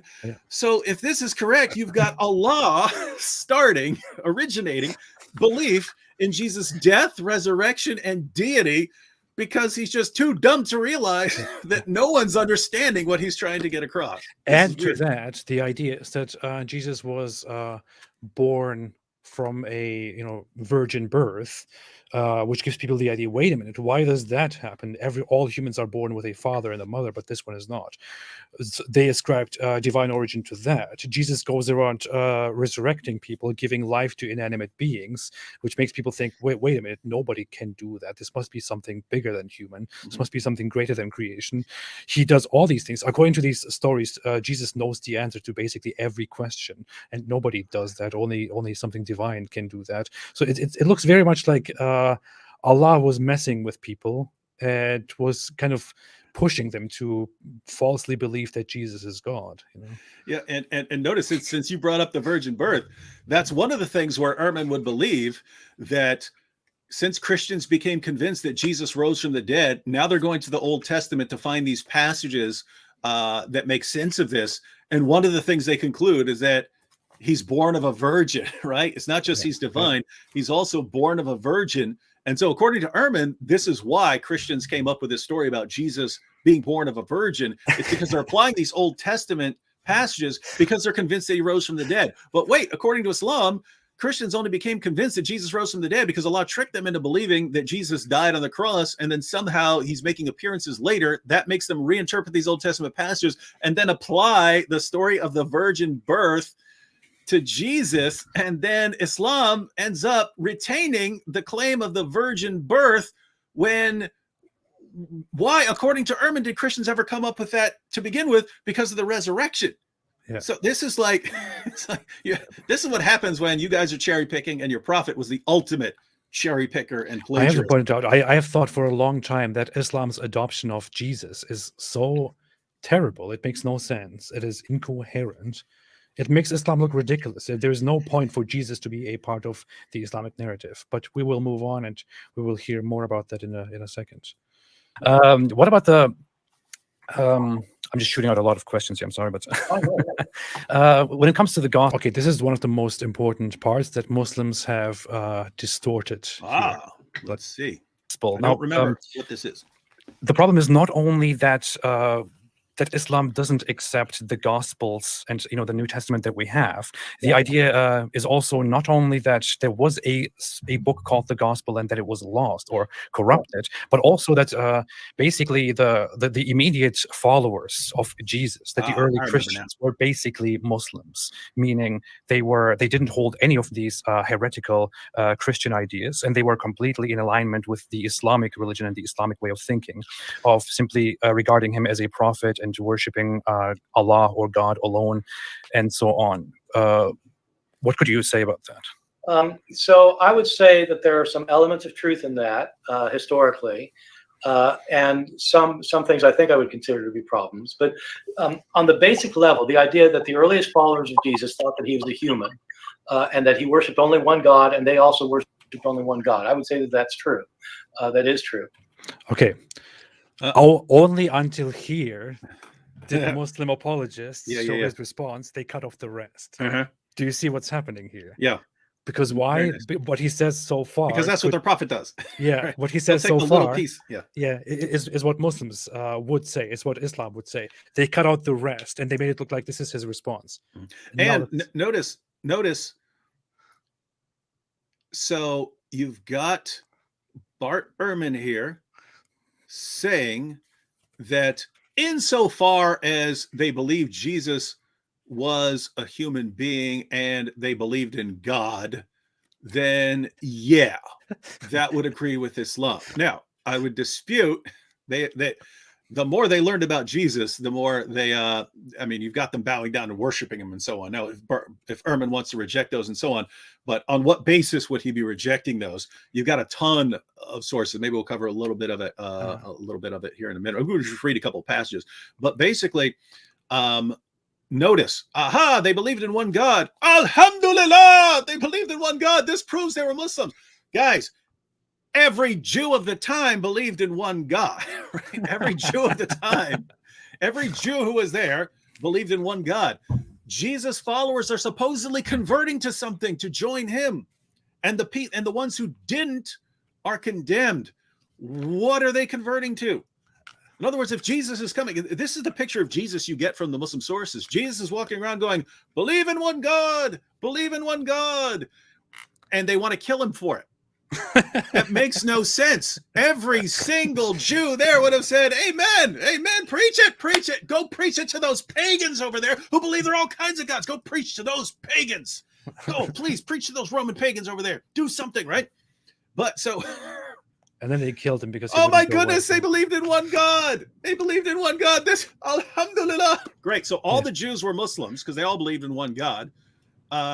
what were they converting to when they joined Jesus? Why are Yeah. they joining Jesus and condemned for not joining Jesus? And why wouldn't any Jew agree with him completely if he's just saying, hey, believe in one God? There's only one God, ladies and gentlemen.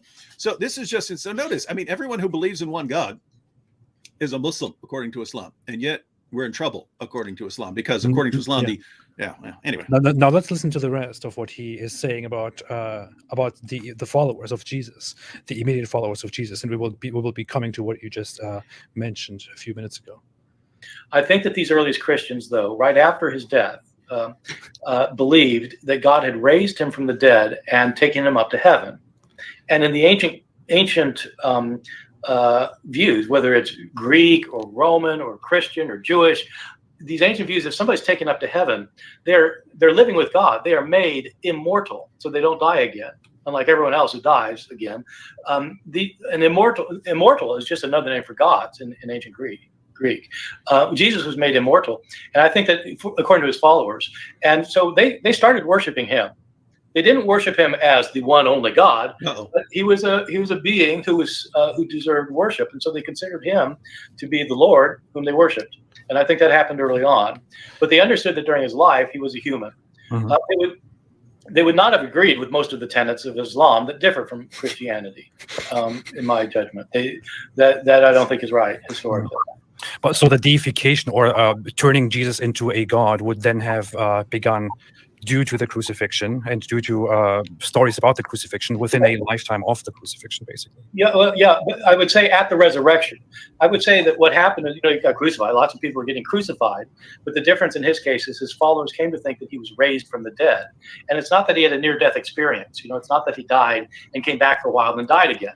In their view, he was raised. God raised him from the dead and took him up to heaven. And that was the deification. Mm-hmm. Later Christians then started saying, well, he didn't get deified at the resurrection. He'd been God from the time he was born. And so you start getting these ideas of the virgin birth. Then people say, well, actually, he was God before he was born. And so the developing understanding of Christ happens over time. But the earliest Christians, I think, did not think he pre-existed, did not think he was born of a virgin. They thought he was a great teacher who was more righteous than anyone else that God had made into a divine being.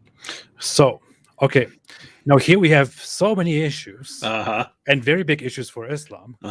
One thing that I want to point out is what he says, and what Muslims really want to misunderstand and cling on to is he seems to be saying Jesus just believed in one God, and the people around him believed he was human and they believed in one God. Okay, but that is the minority of what he is saying. The majority of what he's saying is in complete contradiction with anything that Islam tells us, because he's saying that Jesus says a lot of things according to the Gospels, and Bart Ehrman himself says that he thinks the authors of the Gospels consider Jesus God. That's what he believes in. That's what he says. And he says that the followers of Jesus, the early Christians, his immediate followers who were following him all along, after his death at the resurrection, began to worship him, to deify him, to consider him God. And then over time, ideas on how and why he is God and when he became God, whether he was God forever, developed. But what he is saying in essence is they worshipped him. He was divine. Early Christians worshipped Jesus. And keep in mind, why did they start worshiping him? Because they concluded that he rose from the dead.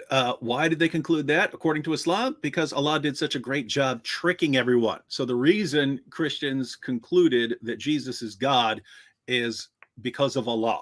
Allah really, really messed that up and ended up creating the biggest false religion in history, according to our Muslim friends. But notice you got a couple of now.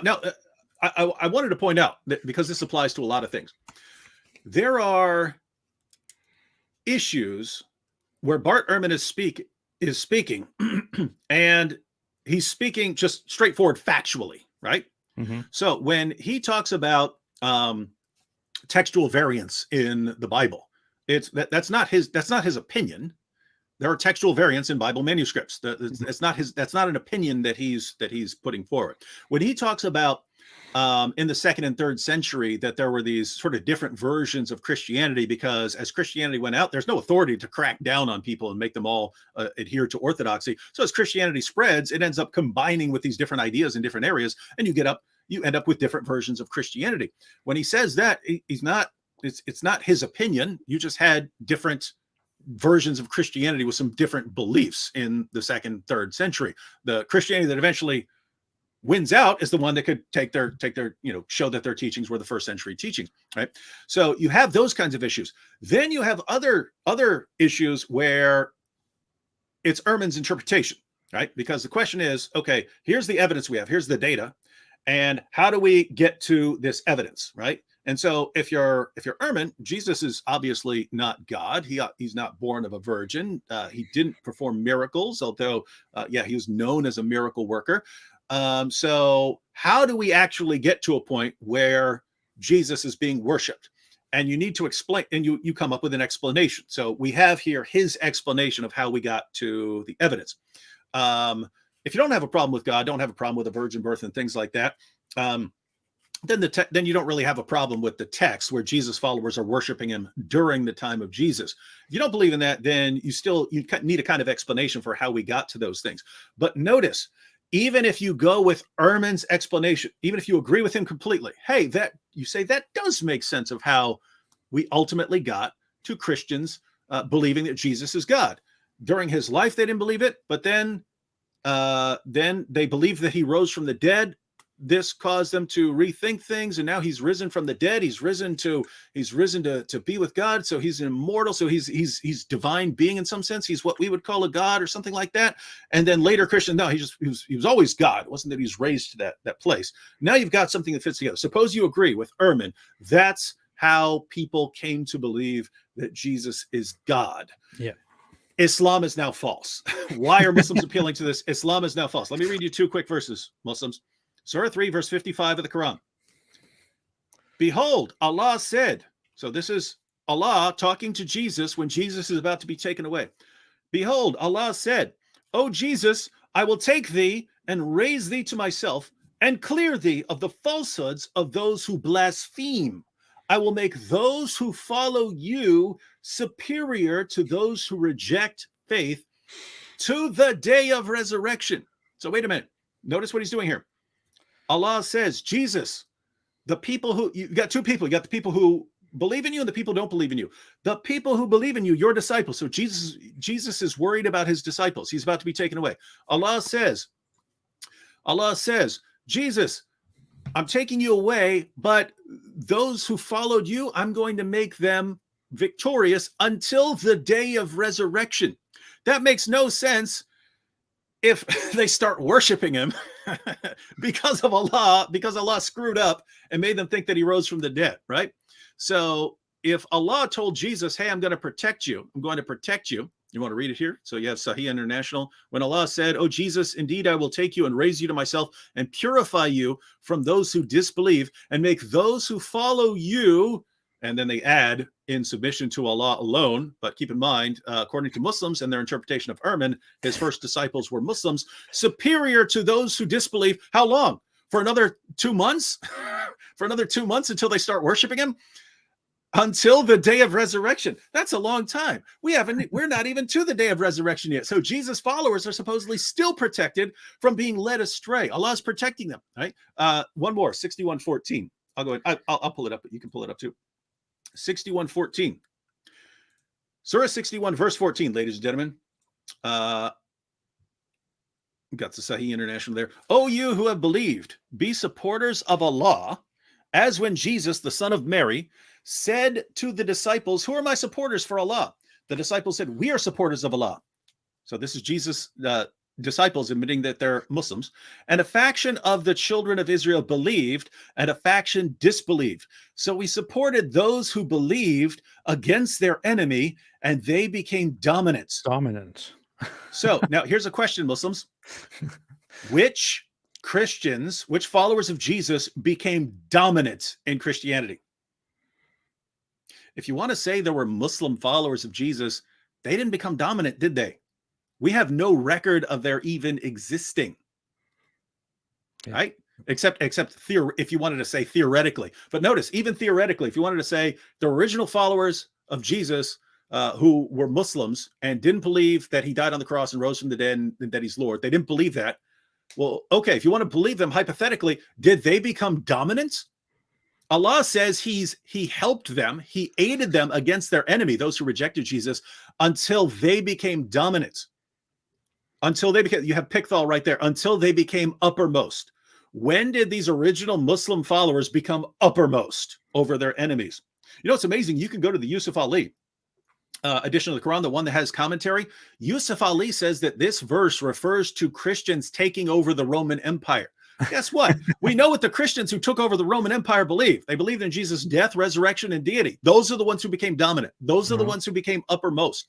So how, in the name of common sense, is Allah saying here that he's helping the true followers of Jesus? We know which followers of Jesus became uppermost. Allah says those are the followers of Jesus that he helped. Well, if there were any Muslim followers of Jesus, they definitely didn't become uppermost in any sense. They were crushed immediately, and then they ended up started worshiping Jesus because Allah deceived them. You know what's very funny? Amazing stuff, man. But you know, there is a story in the Quran of the 7 sleepers, and the Quran doesn't specify their number. It says they were 5 or 7. They were 3 or 5 or 7, whatever. It says something like that, and it tells their story. And according to the Islamic account, according to the Quranic account, and the traditions, these were people who were persecuted in the Roman Empire when the Roman Empire was pagan and they believed in false gods. These people believed in the one true God. They were persecuted, so they fled to this cave and went to sleep there, and they then slept for 300 years by mistake or by a miracle. You know, they wanted to just go to sleep for the night, but they fell asleep and they woke up 300 years later. They wake up, they are hungry. One of them goes to the city to get food, and they go down to the city, and suddenly they realize, wait a minute, this place looks completely different. What happened here? In this place that we just fled from yesterday, people now believe in the one God. They now worship the one true God. What happened here? Something happened here. Then they realized that 300 years passed. They went to sleep during the pagan times of the Roman Empire. They slept for 300 years. Now they woke up, and in the Roman Empire, people now believe in the true God. People now follow the true religion, the right religion. So this is a miracle for those people to witness. And thereby, those 7 sleepers also begin finally openly expressing their true religion, and then they go to sleep forever.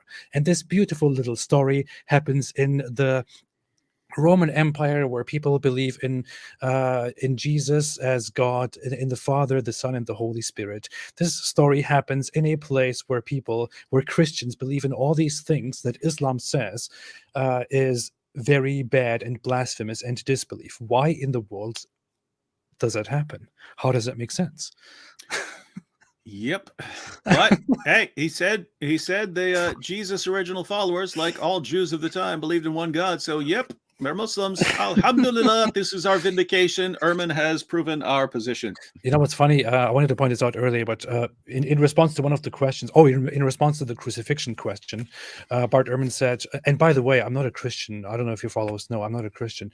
You know, it's so funny. He needs to point out that he is not a Christian. He is an atheist, because the answers that he gives are clearly not in alignment with Islam, and are clearly in agreement with Christianity, which is why he explicitly needs to point out, hey, by the way, guys, I'm not a Christian. I'm an atheist. You know, I don't have a stake in this fight between Christianity and Islam, but I have to point out that the Islamic narrative is false. So there you go. And so, according to Ehrman, Jesus definitely crucified, not born of a virgin, disciples who, if you want to just say any monotheist is a Christian, well, okay, you could. I mean, is a Muslim? Well, great, you could say they're Muslims, but they ended up becoming worshipers of Jesus because, according to Islam, Allah tricked them into believing that Jesus rose from the dead. And this is the new Islamic apologetic, and it's brilliant. I love it. Fantastic. Let me quickly read a few super chats that might have missed out. Oliver Spiridon said, I am generous. Thank you so much, Oliver. Zagros Özkan said, David is to God what Princess Leia was to Jabba the Hutt. He's trying to make a joke, I guess, about you and God. But Zagros, please. Oh, because they had Princess Leia as a slave girl. Oh, yeah. I'm a slave girl. Yeah, you're a slave girl of God. Lisa H said, thank you for doing God's work, Secret Christian and Dizzle Dave. Thank you so much. I appreciate it. I openly said before that I'm a secret Christian early in their stream for those who came in later. Literally had it on the screen. Yeah, I earlier openly said that I'm a secret Christian, and I still openly say that I'm a secret Christian.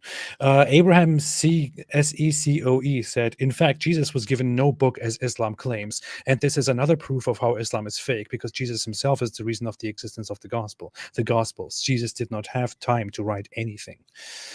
Yep. Thank you so much for that. It's a little. I just wanted to quick comment here, because this is happening over and over and over again. There aren't always claims that you can go out and test, right? If some guy says, hey, I was in a cave and I got a revelation, not a lot of ways you can test that.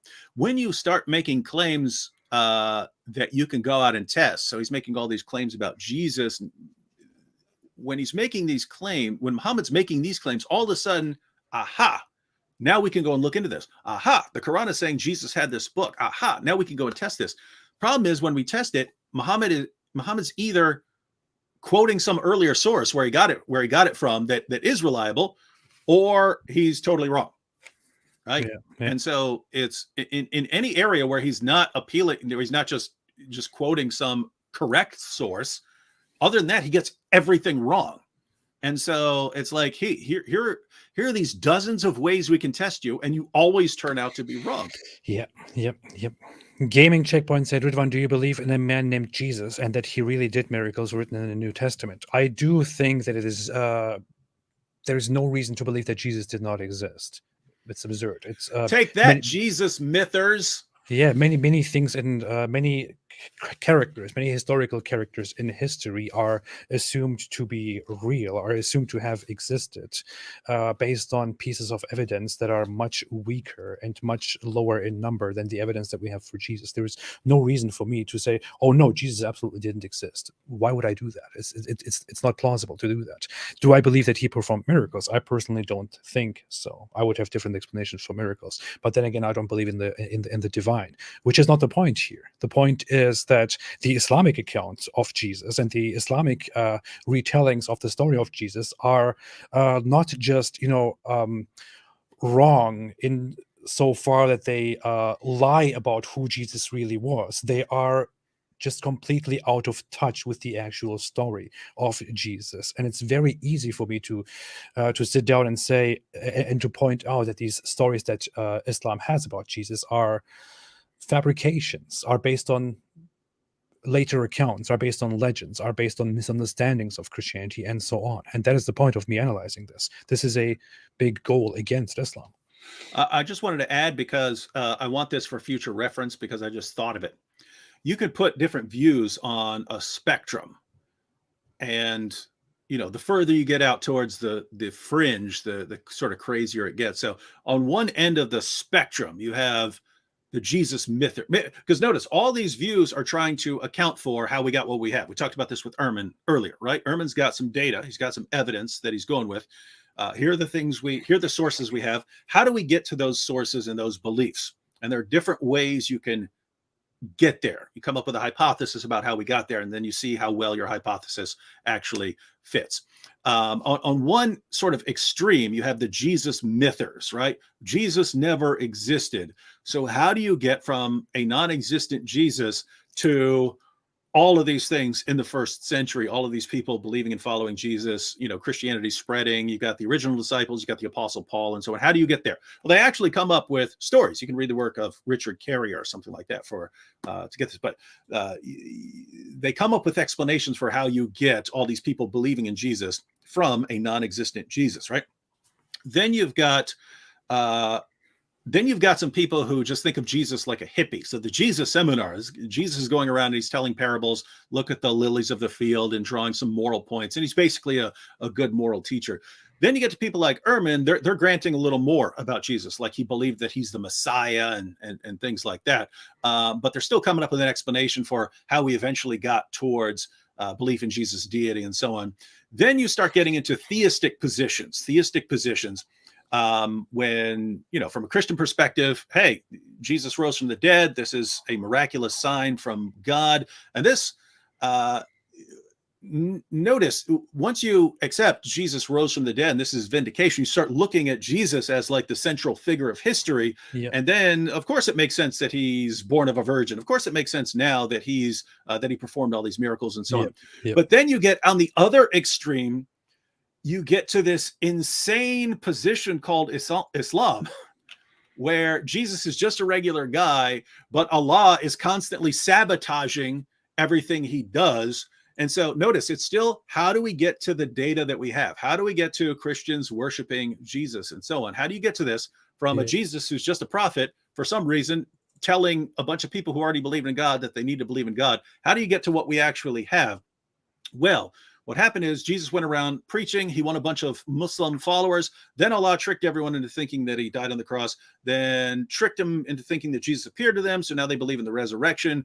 And this caused them to think that he's somehow divine. And then Allah helped and aided the followers who completely misunderstood Jesus and were worshiping him. Allah helped those believers in Jesus until they became uppermost, but didn't realize, oops, I got the wrong people, right? So notice you got the spectrum of views. I would say the fringes are the craziest. So if you want a view, pick something in the middle, and a lot of it's going to come down to whether you have a problem with the supernatural or whether you don't. But I got the same views in the middle. I was just visualizing the whole thing, by the way, the whole Allah raising Jesus to heaven and making making the true believers, Jesus' followers, superior. It's like, Allah is there and Allah is raising Jesus, and he's going, hey, Jesus, I will raise you and I will make your followers victorious and superior. And then he's like, come here, Jesus, let me raise you. And then he raises Jesus, and the followers, the believers see him, and they're like, whoa, I think he's God. He's God. He is God himself. Let us worship him. Let us worship him. And then Allah goes like, wait a minute, that's not what I was meaning to do. Yeah, and that is how Christianity came into existence. Yeah. Notice, we should make something on this, because we're actually onto something now as far as this being an insane fringe view. Notice what you're saying, right? Because you could put that together with some other things.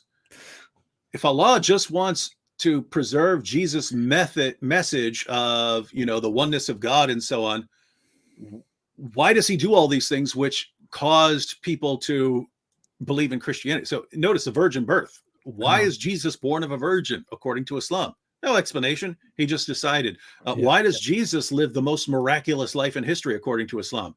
No reason. Allah just decided to give him lots of miracles, unlike Muhammad, who couldn't perform any. Why is Jesus saved from someone wanting to execute him and raised to this exalted state? Allah's not going to let anyone kill Jesus. Other prophets, yeah, not Jesus. And then you get Muhammad, and Muhammad's poisoned by a Jewish woman whose family he slaughtered, right? And Allah didn't rescue him. So maybe it's because Jesus had a very cool name. I mean, would you rather make Jesus a cool guy, or would you rather make someone whose name is Muhammad the cool guy? Yeah, but notice, Allah does all this work to convince everyone that Jesus is radically different from everyone else, including every other prophet. Yeah. And this is all some sort of effort to prove that Jesus is just a regular guy, when everyone misinterprets it all and concludes that Jesus is Lord. It's Allah's blunder, Allah's biggest blunder. And Muhammad. How could these stupid followers of Jesus, these Christians, they come up with the dumb idea that Jesus is somehow very, very special and above creation, above everything else? Allah did it. When Allah makes everything so special for Jesus. I mean, it's of course completely normal for Allah to get angry at the Christians, right? I mean, it makes complete sense. Yeah, I agree. Hey, okay. Allah, on Judgment Day, Allah is going to be like, Christians, why did you believe me when I tricked you, and not later when I told you the truth that contradicted the earlier lie I told you? how could you not trust me later after I lied to you? Yeah. Like, what is this, man? Once you have an omnipotent deceiver as the foundation of your theology, wowzers. Yeah, absolutely. What about the idea of the Son of God? Did they understand him to be the Son of God, not only in the sense of a great guy, but also in in a spiritual, religious way, the way Christians later understood him? Was that something that was there from the beginning? I think it was there from the beginning, but they meant something different by it. In Jewish circles, Son of God is used in the Old Testament, in the Hebrew Bible. Son of God is used for various beings. It can be used for angels, for example, but it can also be used for humans. The king of Israel was known as the Son of God. And the logic of it was that God has a kind of a representative on earth through whom he channels his will. And this person would be a human, could be a human, but it was the one who was in a particularly close relationship with God, through whom God mediated his will. And so Jesus would have been seen as the Son of God in that sense. And he might have even talked about himself as the Son of God in that sense. Later, that came to mean that in some sense he himself was divine, that he was God. And that's meaning that carried on later. But early on, I don't think they meant it that way. Hey, it's me again. Oh yeah, that's me again. So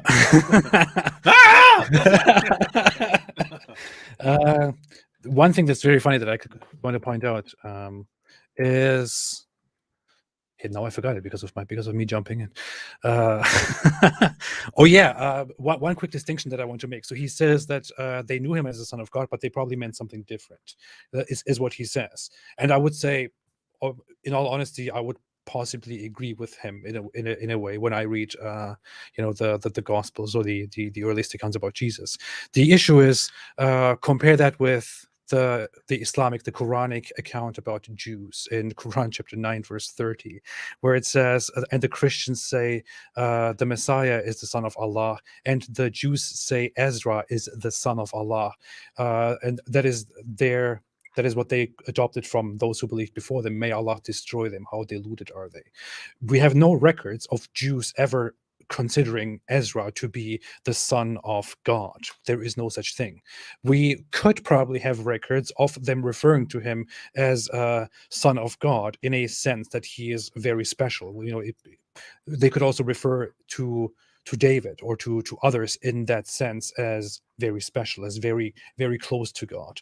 The issue is, if we want to accept that is the case, and if Muslims want to accept that is the case, then why exactly would the Islamic God, Allah, blame the Jews for saying Ezra is the son of Allah, and would threaten them and would send them to hell for that? Why exactly would that happen? Obviously, you see that is a problematic thing to say.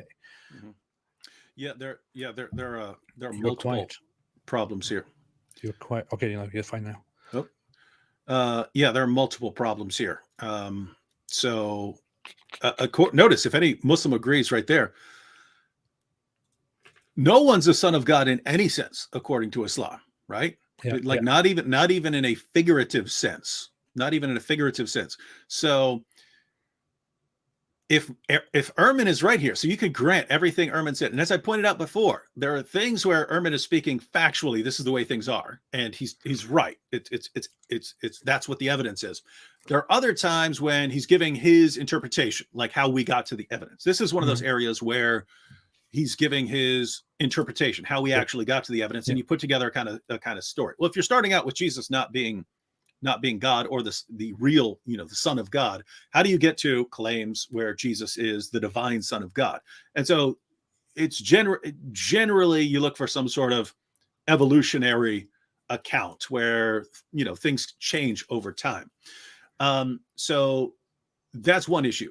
But notice, even if he's right, if he's correct, and Jesus is the Son of God in the sense of someone who has this relationship with God, that God is channeling his will through this person and so on. According to Islam, no one should ever be called the Son of God, and not even in a figurative sense. Yeah. But notice, in Old Testament and New Testament, there are people who are called Son of God, Old Testament and New Testament. Right. Now, the question is, if Jesus is the Son of God, as Christians believe, well, you got other people who are called sons of God. And yes, you have to look at the meaning in context.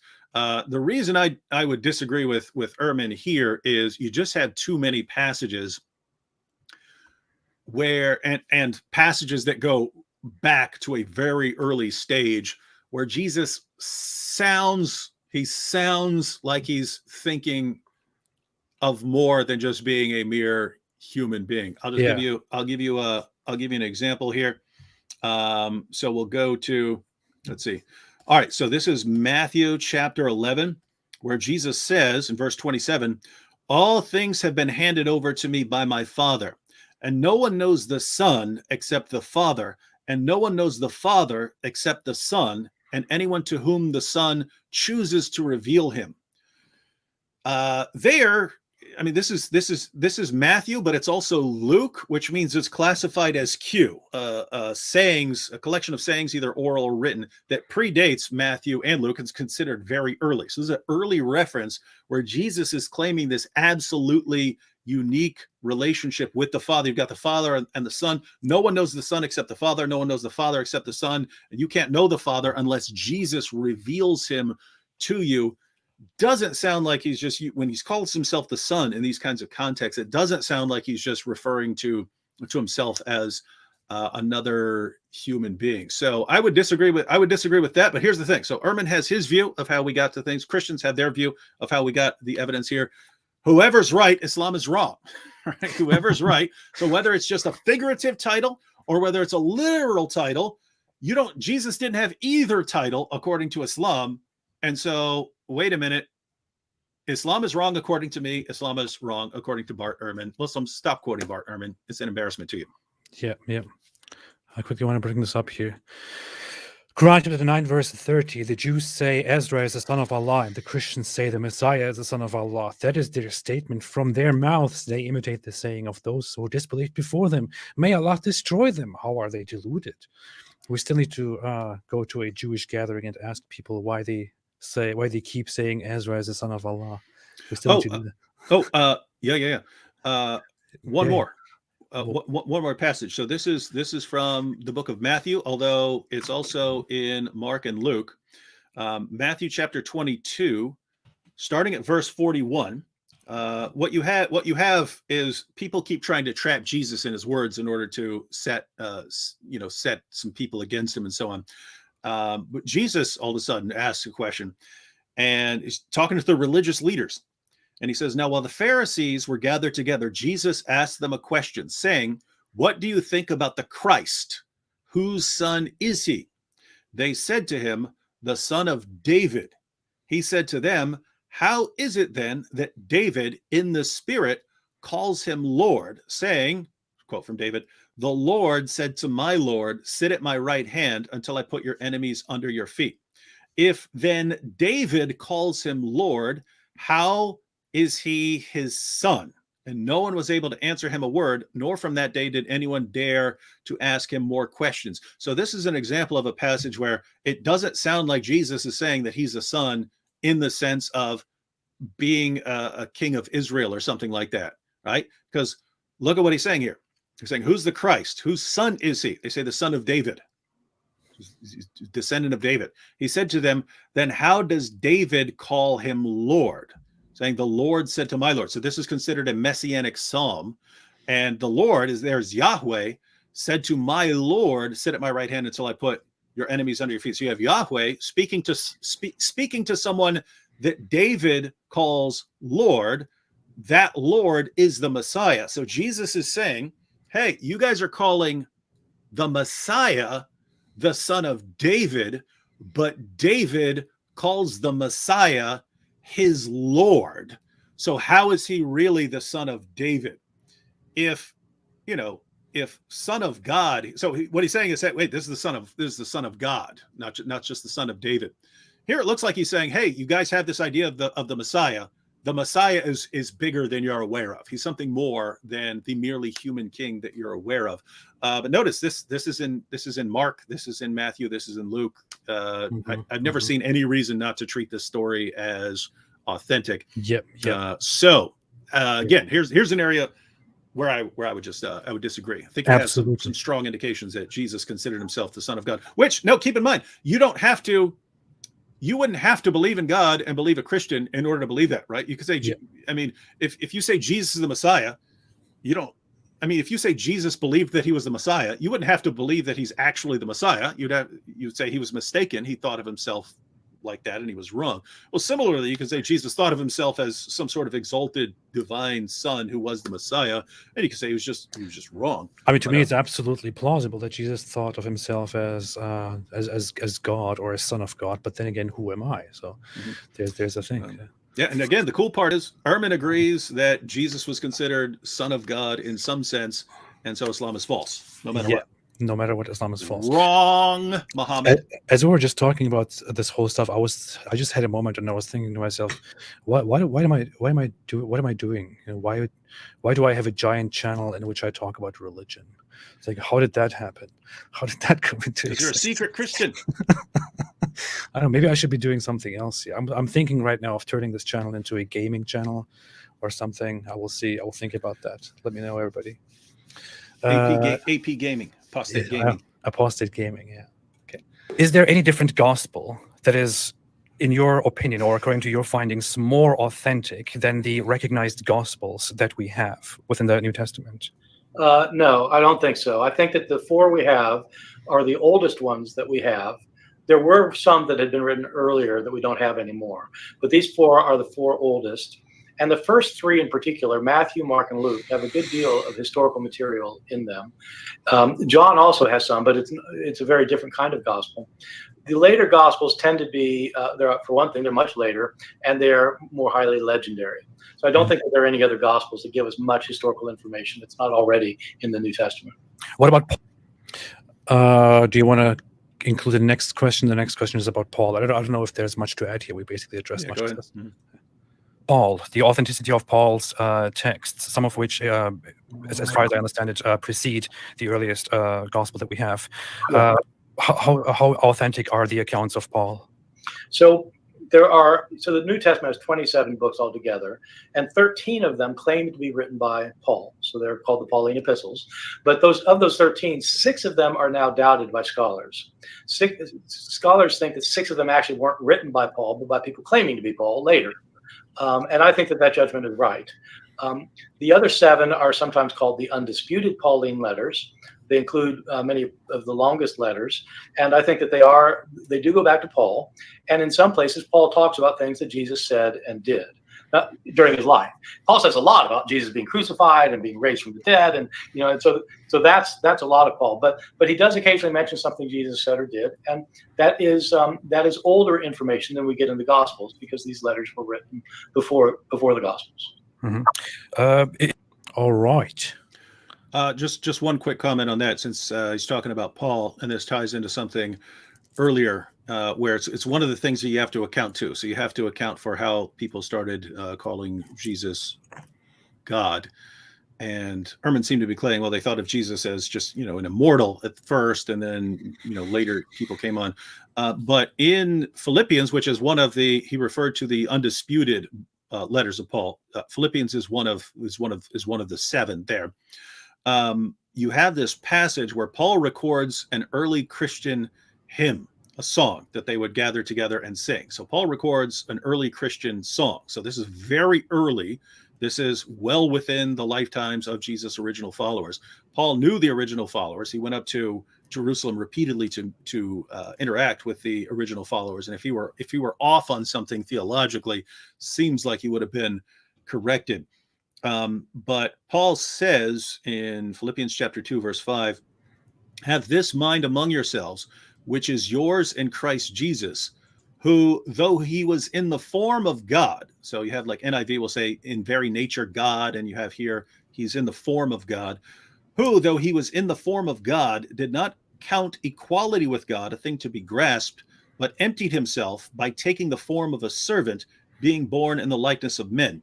And being found in human form, he humbled himself by becoming obedient to the point of death, or even death on a cross. Therefore, God has highly exalted him and bestowed on him the name that is above every name, so that at the name of Jesus, every knee should bow in heaven and on earth and under the earth, and every tongue confess that Jesus Christ is Lord, to the glory of God the Father. So there you have Paul recording an early Christian hymn song, and it's Jesus is in the form of God, but he doesn't consider that something to be grasped.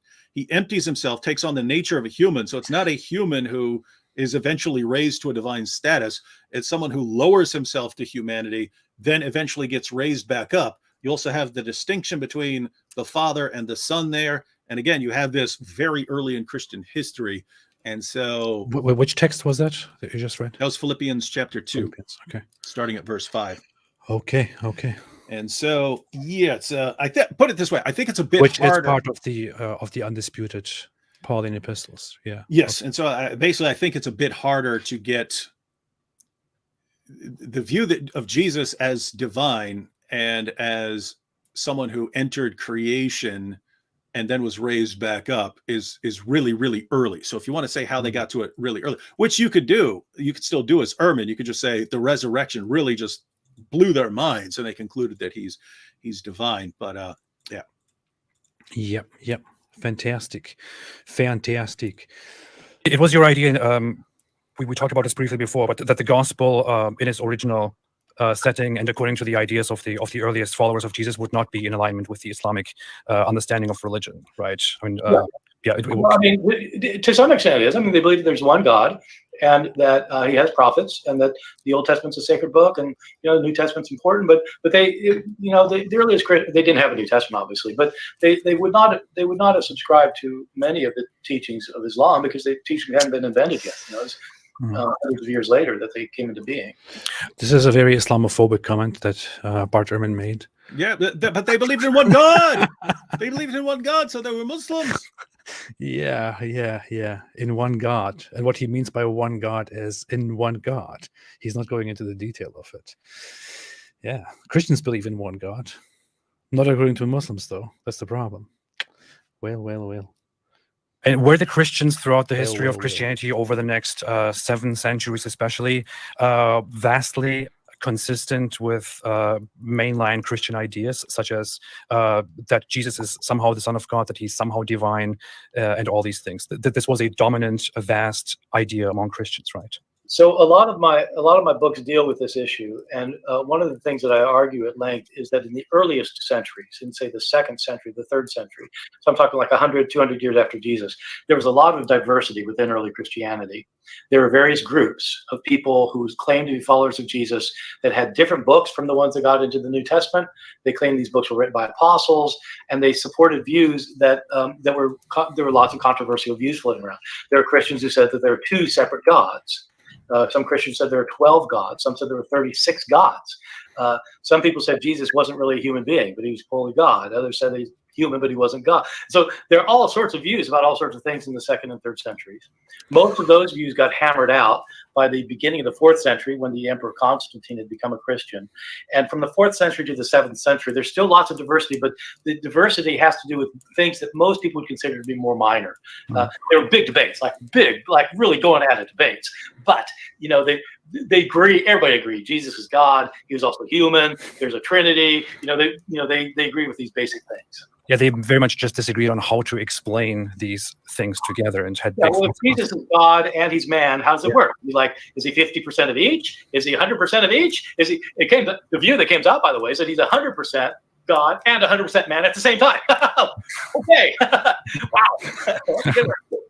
Yeah, I love his reactions to things, but yeah, he's hilarious. He seems like a fun guy to watch a football game or something with. On that last point, I'm confused because I would think that Ehrman, who's spent a lot of time studying a lot of this, would not find the 100% confusing the way. Like, I understand when someone first hears he's 100% God, 100% man, they go, wait, what the heck? That's 200%. All that means it. Like, if you take a gallon of milk and a gallon of orange juice, and you mix them together, you get something that's not orange juice and it's not milk. Mm-hmm. It's a mixture. It's a mixture, right? It's neither one anymore, right? It's some sort of in-between mixture, right?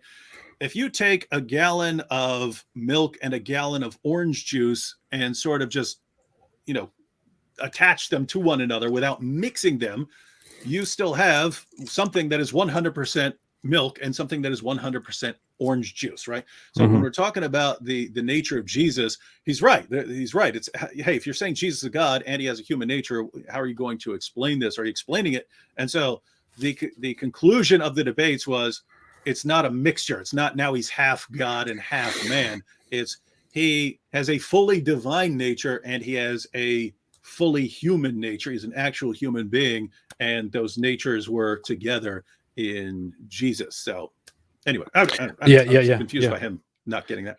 No, it's funny. The thing is, I'm asking these questions to him, and to most of the questions, I already know the answer. I looked into the answers long ago. I studied the answers, and I'm asking them deliberately because I'm annoyed by the fact that Muslims keep coming with Bart Ehrman, and nobody is asking him these very specific questions that are pretty bad for Islam. You know, if they are answered properly by somebody like Bart Ehrman. If we have the fact that Christians throughout history, from the very early moment of Christianity, throughout history, vastly agreed that Jesus is God and the Son of God, or God and or the Son of God in a sense, then that is simply pretty bad for Islam, because Islam teaches us this whole idea that Christians were righteous at some point, that they were righteous until Muhammad came and they rejected Muhammad, that Christians before Muhammad were rightly guided and that they have nothing to fear and all that. But when you look at the actual history of Christianity, you see that the vast majority of Christians until the rise of Islam, and much later, still today, believe in these ideas. They worship Jesus. They only explain the whole issue differently. They explain the human nature and the divine nature of Jesus differently, his relationship to God, his part of the Trinity, his pre-existence, or whether he was made God and all that. They argue about these things. They disagreed about these things, but they agree with what Islam condemns, which is that Jesus is God and or Son of God. Very clear. Yeah, and just keep in mind what we talked about earlier for anyone who's tuning in late. What Ehrman just talked about there was the Christianity that won, saying that they have some minor disagreements, but they all believe that Jesus is Lord, that Jesus died on the cross, that Jesus rose from the dead. Keep in mind, Allah said that he was going to help the true followers of Jesus until they became uppermost. Which followers of Jesus became uppermost? The ones who preached his death, resurrection, and deity. You could, again, everyone go to the commentary of Yusuf Ali on Surah 61, verse 14 of the Quran. It's the Quran that most Muslim organizations would hand you if you asked for a copy of the Quran. Yusuf Ali basically says the only way that makes sense of this is referring to Christians taking over the Roman Empire. So similar to what Ehrman is saying, this is when you've got Christianity widespread. They're in widespread agreement and so on. Guess what? They preach Jesus' death, resurrection, and deity. So you got two possibilities. Either Allah helped the right ones, in which case Islam is false because Allah helped people who believed in Jesus' death, resurrection, and deity, and they were right, or he helped the wrong ones, in which case it was wrong. It was wrong when he talked to Jesus. And so if he was wrong, saying he was going to help the true followers of Jesus, did he know he was wrong? In which case he's a liar and he's evil, or was he just ignorant? He tried, oops, I helped the wrong people. Which one is the point is, Muslims, there's no way to make sense of this from an Islamic perspective. That would be the takeaway, right? There's no way to make sense of the history of Christianity, of the New Testament, of the Old Testament, of the claims of Bart Ehrman. You can't make sense of any of that. Take any position you want. Theological, theist, I think you're just being whatever, too judgmental. it just doesn't make sense. You're just being too judgmental. You're being too harsh on Allah. Allah tried. He tried his best. He said he would protect those. He tried. He would protect those. He would make those superior who are the true believers over those who are the disbelievers. He tried. He wanted to do it. It didn't work, but he tried, Hey, David. Why do you judge him? We should get together and make some skits, maybe some claymation or something like that, where Allah is sitting there. I've got my plan. I'm going to go help the true followers. First, I'm going to trick people into believing that Jesus died. I've got some reason for that. Doesn't make any sense, but I'm going to do that. Now they all think that Jesus died. I guess I should let Jesus appear to them so that they know he's not really dead. And then they'll all continue believing in the teachings of Jesus. Oops, they believe he rose from the dead. Darn it, now what am I going to do? Oh, no. Now they're concluding, based on these Old Testament passages, that Jesus is Lord. What am I going to do here, right? I mean, you could just, let me help them anyway. Let me help them take over the Roman Empire. Right? I mean, it's like one, you have to believe that Allah, I mean, if you're a Muslim and you take this seriously and you're trying to get to the evidence we actually have, given the claims that Allah makes, you have to believe that he is the Inspector Clouseau of the universe. I mean, it's just, wow. Absolutely. I agree. Yeah. Okay. Everybody, while you're here, don't forget to like the stream and to support the stream. And since I am doing my best in pretending to be an atheist while I'm actually a secret Christian, and why would I be doing that? I'm doing that for money, of course. And while I'm doing that in the best way possible, please don't forget to also support the channel, to make super chats, to support the channel on in form of different donations and all that. I am doing my best. Please help me out, guys. Thank you. Let's continue with the video here. Two more questions. One of them is the idea that Jesus was merely a prophet who came in his time and who just spread a message of prophesying or informing the people about the coming of a more significant guy like Muhammad in the future. Is this a plausible idea?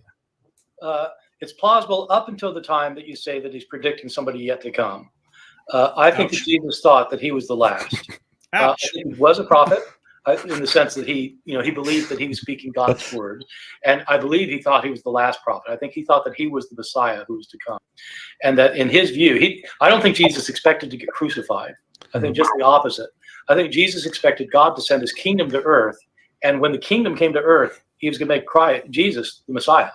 Jesus would be the ruler of this future kingdom. So I have to argue. It takes a lot of argument to show that that's what was going on, but I do that in a couple of my books. I definitely do not think that Jesus was predicting Muhammad or anyone else, that he thought that he was it. So insofar, I would think that incorporating Jesus into Islam was a very big miscalculation on the Islamic part. But well, it was a miscalculation. It worked rather well. It's fine, but I don't think. I found that hilarious. So two things here. One thing, obviously, Bart Ehrman disagrees with Christianity and criticizes Christianity. Mm-hmm. Yes, but the second thing. How in the world could you possibly take his answer and think that his conclusions are in support of the Islamic point of view? It clearly doesn't work. He knows the New Testament really, really well. He knows the manuscripts really, really well. He knows the textual variants really, really well. And it just seems to be in the minds of Muslims. I mean, one, they'll try to quote passages which clearly aren't referring to Muhammad, but it seems to be in the back of their minds as well. There are these other manuscripts out there and these other Bibles, and maybe they talk about Muhammad and so on.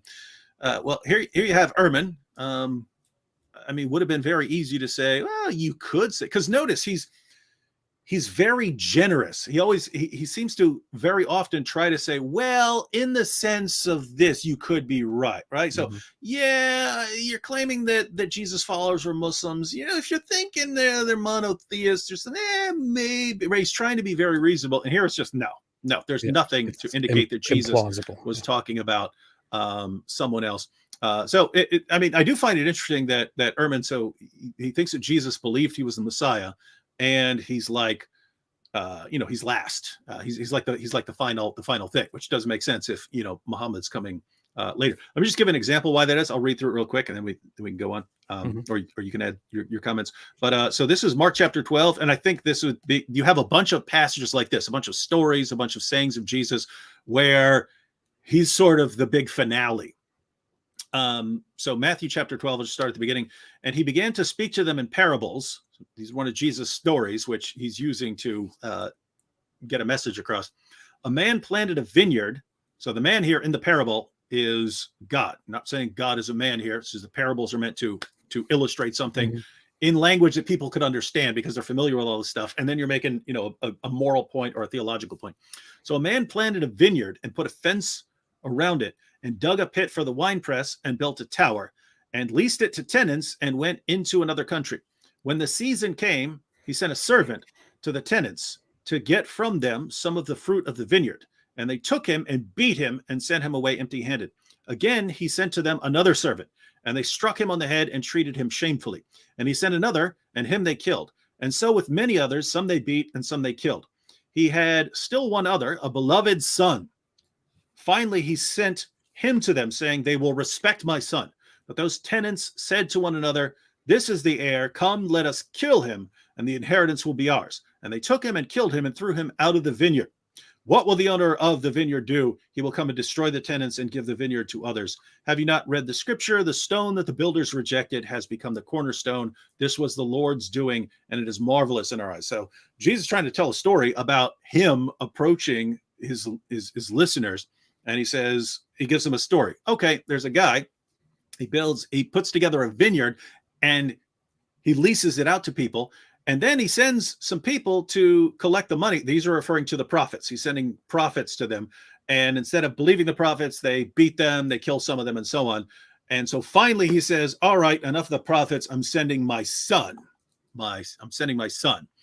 And so notice there, according to the story, the son is like the last thing. It's not, oh, the son didn't work. Let me send another prophet, right? It's the son is the sort of finale of the story. Notice this is in Mark. So this is our earliest gospel. Mm-hmm. And again, you have these kinds of things over and over again.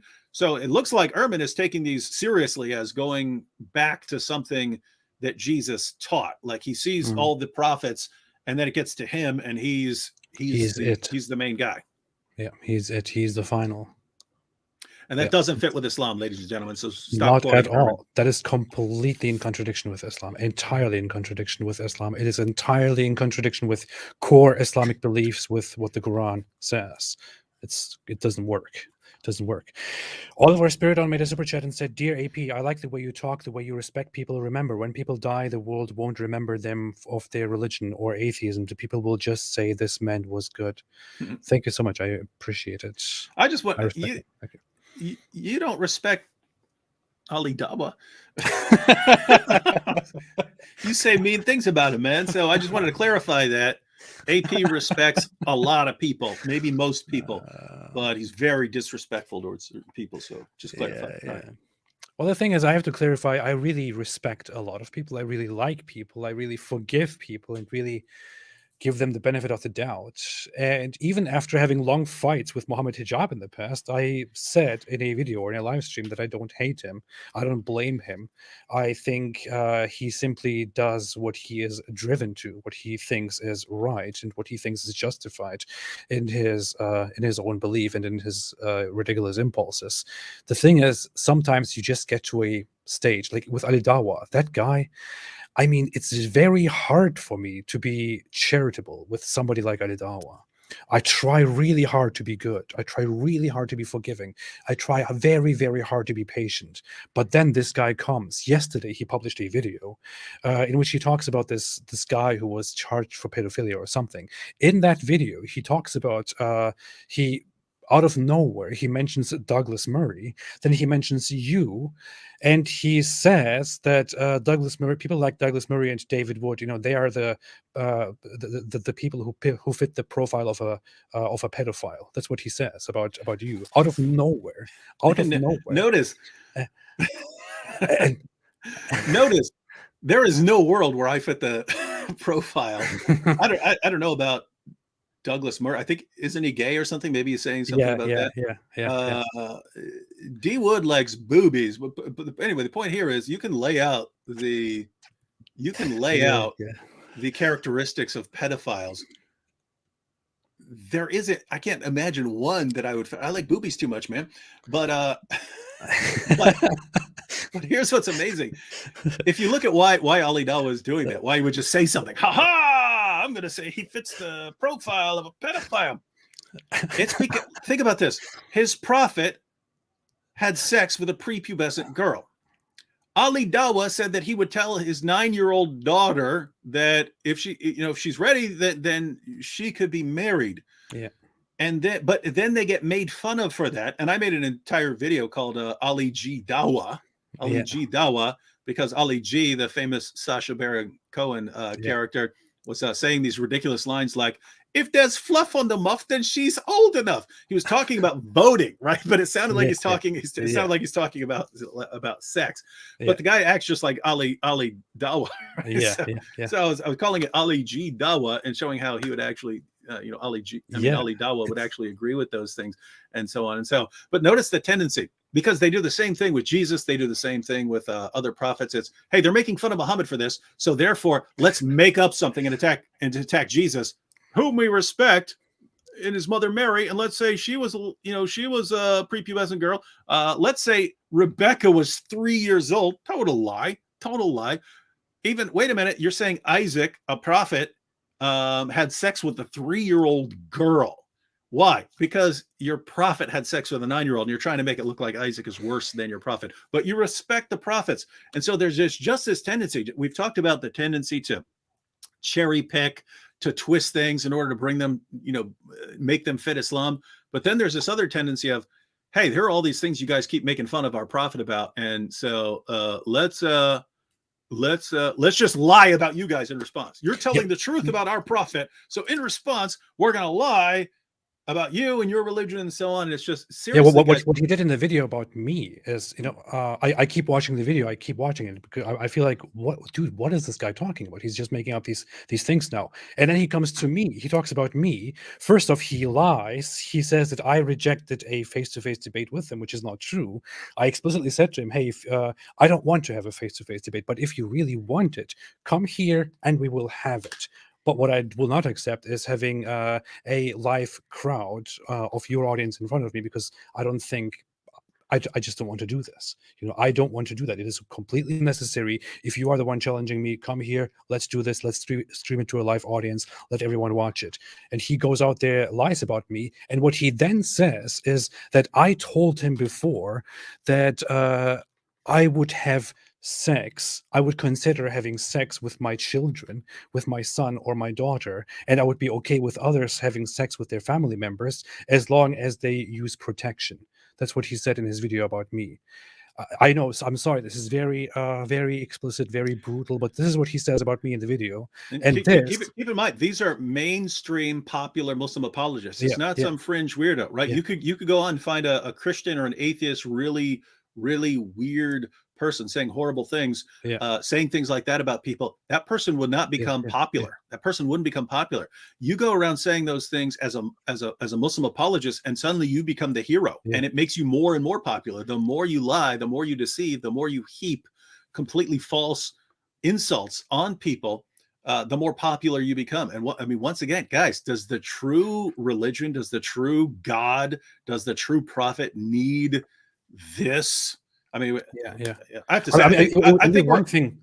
It would be one thing if he said that I would probably do these things, or it would be one thing if he said, he's the guy who would do such a thing. I would think, wow, that's horrible, man. That's disgusting, man. But he says, I told him I would do these things, which is, it never happened. There is no such thing. It never happened. There's no evidence to it. Well, your word against his.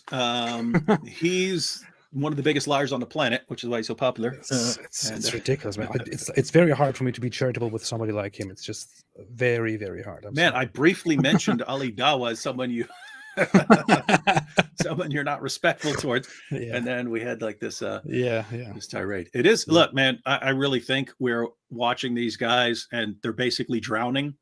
They're not used to people looking up the facts and exposing them as liars and so on. They're drowning. They know people are leaving Islam left and right, and they're flailing about like someone who's drowning and trying to just cling to anything to try and help them. And it's they're getting desperate, but man, it's fun to watch. It is. Yeah, it is. It is. All right, we're coming to the final part of. There's actually not much here that can be said, but it's historically accurate. Yeah. Okay. That's sufficient.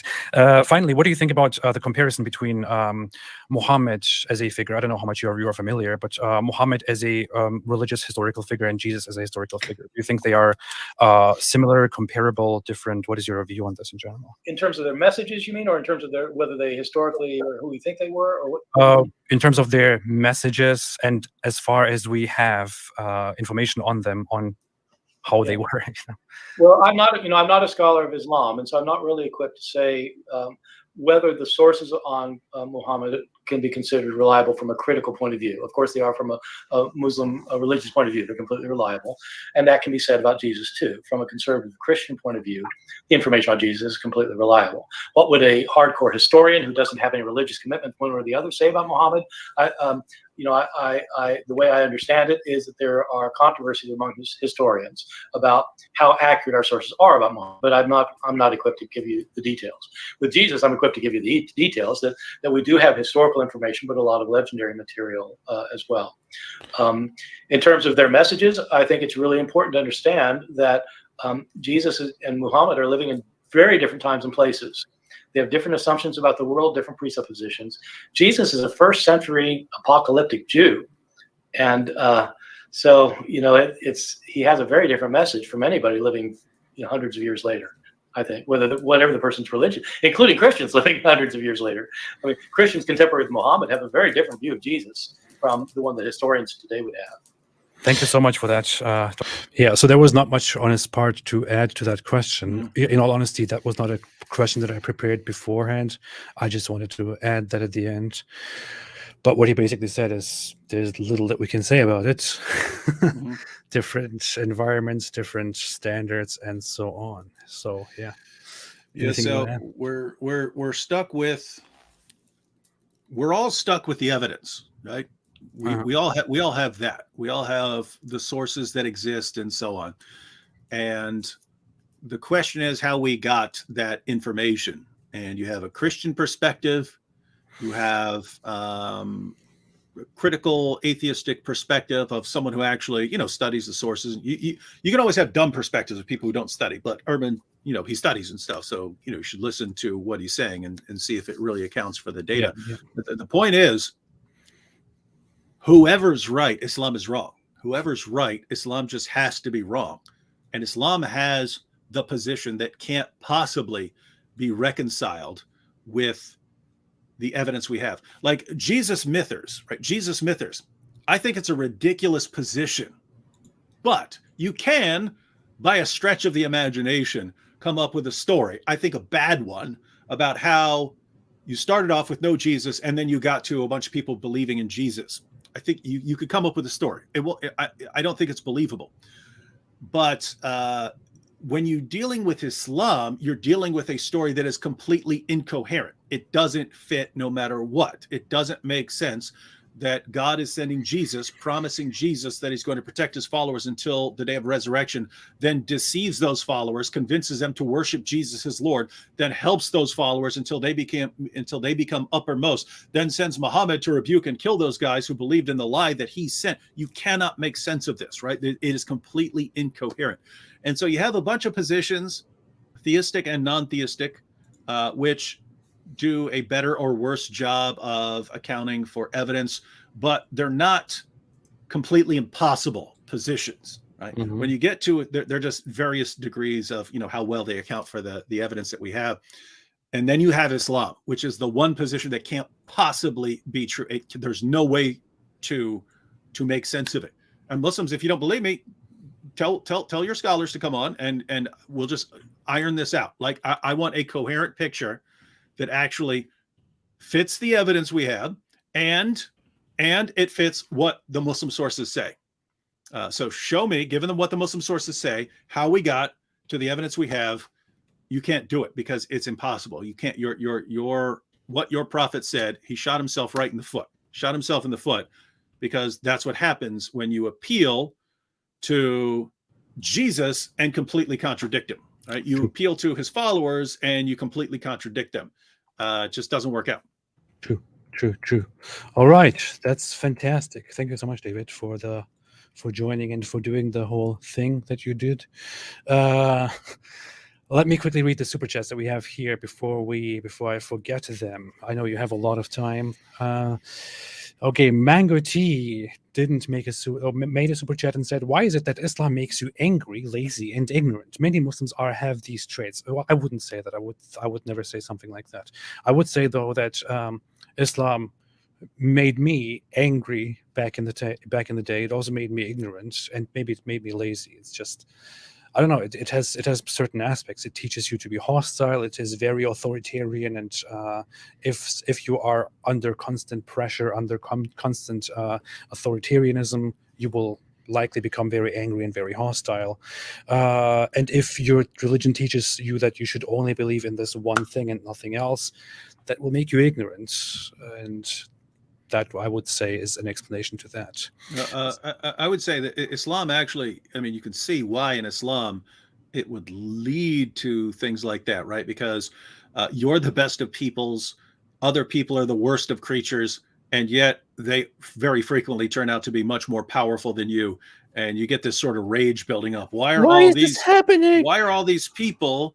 And then these other people, because they're more powerful than you, they can insist on rules where they're allowed to criticize your prophet and point out the obvious lies of your scholars and apologists. And that just enrages them. What we can say is, even though Islam would cause this, we can be thankful that so many Muslims in the world live far better lives than what their prophet called them to.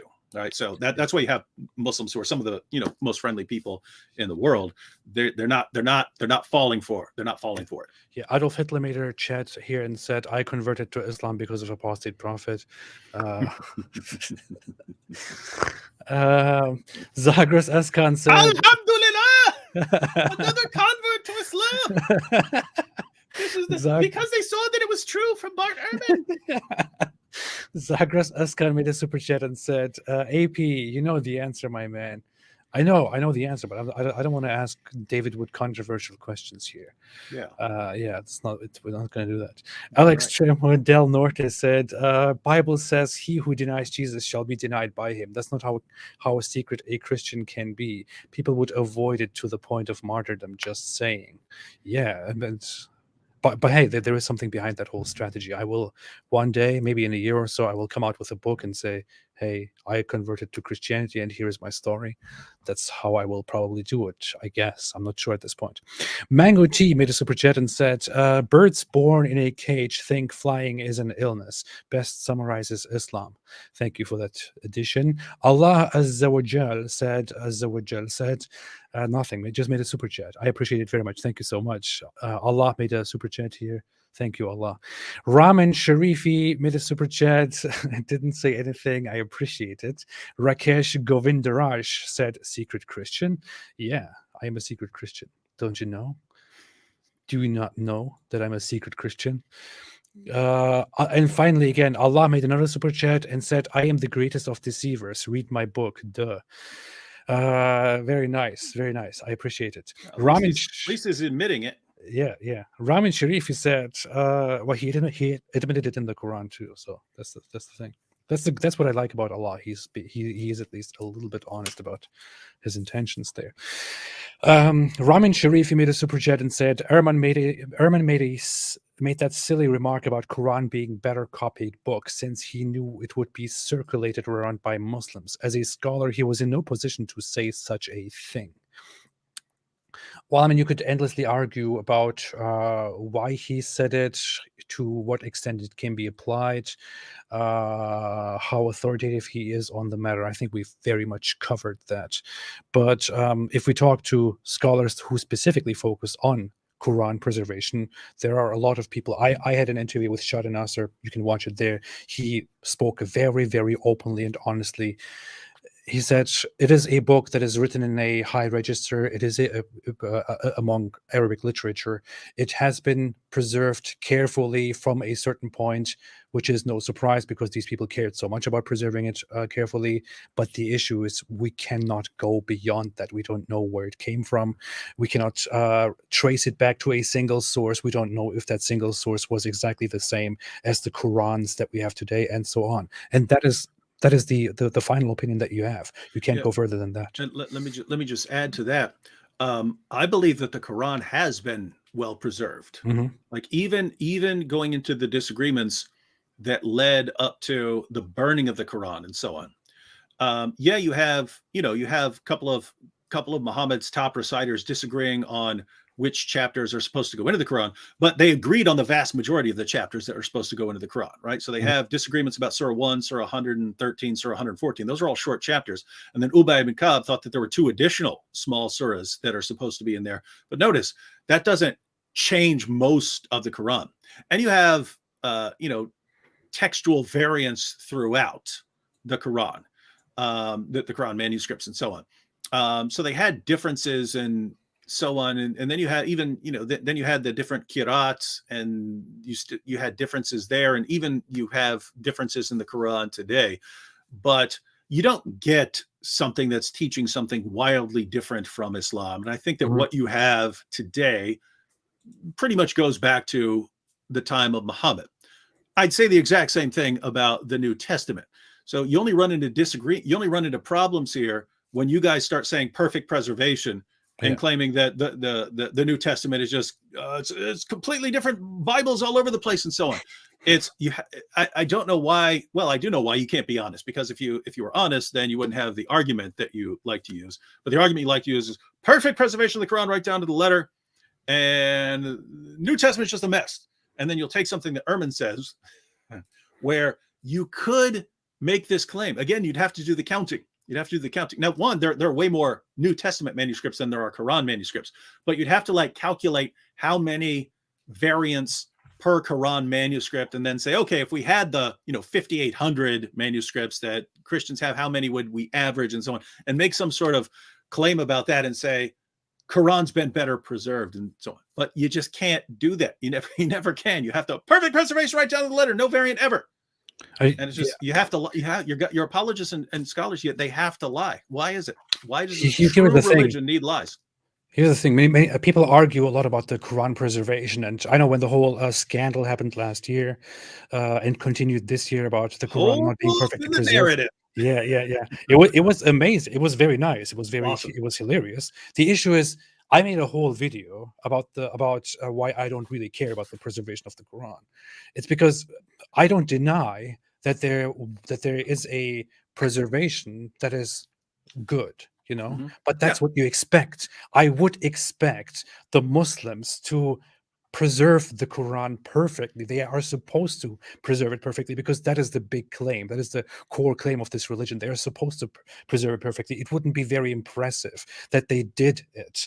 They are supposed to do that. That's what you would expect from them. The issue is, it doesn't really matter. I mean, to me, it doesn't really matter. I think a miraculous preservation or a near miraculous preservation, even that in that case it wouldn't be miraculous, would be if we had a physical book that came into existence in Muhammad's time while he was there during his prophethood. It came, or maybe even it descended from the sky, I don't know, and that book still exists exactly as it was, with Muhammad's signature on it. That to me would be a fantastic, perfect preservation. Of course, we don't have that. Why don't we have that? That would be a preservation, as I see it. We don't have it. What we have are manuscripts that apparently lead back to a certain source. Yes. And the issue is, I could even say, hey, maybe it was perfectly preserved from Muhammad's time. Maybe it is exactly as Muhammad spoke it. But the issue is, even if that is the case, so why in the world would I trust this book that was apparently perfectly preserved, but that is also very stupid, and that doesn't have much knowledge in it, that is in contradiction with the knowledge that we have about the natural world, that says a lot of ridiculous things, that contradicts with knowledge that we get from different religions, and so on. I mean, it is not a source of great knowledge. I don't care how preserved it is. That's the issue. And, I'm still stuck. I'm still stuck on the why do you need to lie about why do the apologists and scholars always need to lie? Yeah. And then the ones who tell the truth, they get into all sorts of trouble, right? Yeah. When you have someone like Yasser Qadi starts, I don't want to say, got some problems here. Don't have this conversation in front of people. And Hijab pushes them on it anyway. Then there's a huge backlash. How dare you state some facts? And then you have to delete the whole podcast. You have to delete the whole thing because you're in too much trouble over it. Yeah. It's like, you can't do that. Hani made a super chat and said, if everything had a beginning, what came before God? Yeah. That's not a question that I want to go into right now with David. That would be a whole live stream. Yeah, and But- you'd have to say who's agreeing here that everything had a beginning. Yeah. If you want to say the universe had a beginning, Exactly. agreed. If you want to say Exactly. everything had a beginning, you'd need some sort of argument for that. There is the issue that's where my whole problem with cosmological arguments starts to begin with, and with the specifically with the Kalam cosmological argument starts to begin with. It makes certain assumptions in its premise that you need to first argue on for a very long time, and I don't think we have time for that today anymore. Live through Romans 8:29 made a super chat and said, David, how can you miss Romans 9:5, where the scripture directly refers to the Messiah as God? I think that comment was from back when I was reading Philippians 2. Yes. The reason I was quoting, you could quote multiple verses from the Apostle Paul where Jesus is clearly divine. I was quoting specifically chapter 2 of Philippians, because there Paul gives something, and he's not just saying it himself. He's saying something that was an early Christian hymn. So this had become, it would have become common to sing songs about the deity of Christ by that time. So showing that it doesn't seem to be as late as you'd expect, given Ehrman's theory. If you want Romans 9:5, to them belong the patriarchs, and from their race, according to the flesh, is the Christ, who is God over all, blessed forever. So yeah, the reason I wouldn't immediately go there for the discussion we're having is if someone says, who cares what the Apostle Paul says? Maybe that was just the Apostle Paul. Whereas, with Philippians, it's something, he's quoting something else. He's quoting something else that was popular among Christians. Absolutely. Oliver Spiridon, thank you, by the way, for the super chat. Oliver Spiridon, I already read that. Cedric said AP got destroyed by Ehrman. Can everyone please stop getting destroyed? Hard Ali Dawa. Oh yeah, man. I will publish a video tomorrow, probably, in which I will show how they distort footage, and then probably another one in which I will challenge Ali Dawa to present proof that I said to him very horrible It's things. good. Yeah, I recorded a video earlier that I'm going to post, but I think tomorrow I'm going to get back to. I've been wanting to go through. You and I talked about this a while back. I want to keep going through the scientific claims. I know, they're so bad, but it's like the Islamic apologist approach is, let's throw out so many lies so quickly no one can ever respond to them all. And that's just the response. So if we keep lying about the Quran, keep lying about the Bible, keep lying about Jesus, keep lying about Muhammad, keep lying about science, keep lying about all these things, keep lying about all the other atheists and Christians out there, we just keep lying to everyone, then eventually they'll eventually give up because they won't be able to respond to all the lies. Interesting stuff. I got that book too. I got this book because you asked me to look at this. This is from the Honorable Medical Doctor Zakir Naik about the Quran and modern science. This is one of the dumbest books that I've ever read. I have to be very honest about this. I'm very sorry. I have to be so blunt, but it's one of the it's one of the dumbest books that I've ever read in my life. It's horrible. I'm serious. I'm not exaggerating. I read Islamic books that are good. I read Islamic books that are actually good. I read books by Islamic scholars that are actually, very well written and that actually, seem to make sense. It's just that their premise is very flawed. But this book here, it's so dumb. Yeah, and the real problem is, there are situations where someone could say something that's completely false, and I don't think he's lying. I just think he's mistaken, right? Like when a Muslim comes up to me and tells me, "Oh, the Quran contains this miracle," I don't think he's trying to deceive me. He's listening to someone else. That book, which by the way is almost word for word from his lecture on the subject, it contains numerous so-called scientific miracles where if you've actually read the passage, there's no way you could say that with a straight face, right? In other words, lying. In other words, he's clearly lying. And this goes back to what we're talking about earlier. I mean, think about this: hijab, Ali Dawa, Zakir Naik, all of it. Like, the bigger the liar you are, the more popular you become. And why is that the case in this religion? Yeah, absolutely. All right. We'll come to that. We should definitely go through those things in this book. That would be fantastic. When we should debunk them one by one. We'll talk about that. Basic made a super chat and said Muslims are going to clip the part of the video where David said the Quran has been preserved. David is a secret Muslim. We should do that. I should do that. Oliver Spiridon said, I have a master diploma. I am a medical doctor.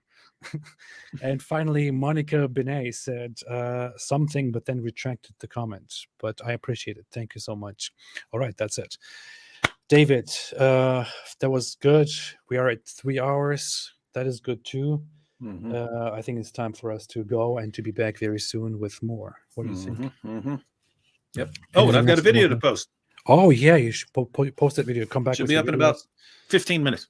15 minutes. Oh, 15 minutes. Okay, I have to go do lots of different things, but then we will come back with some projects together as well soon.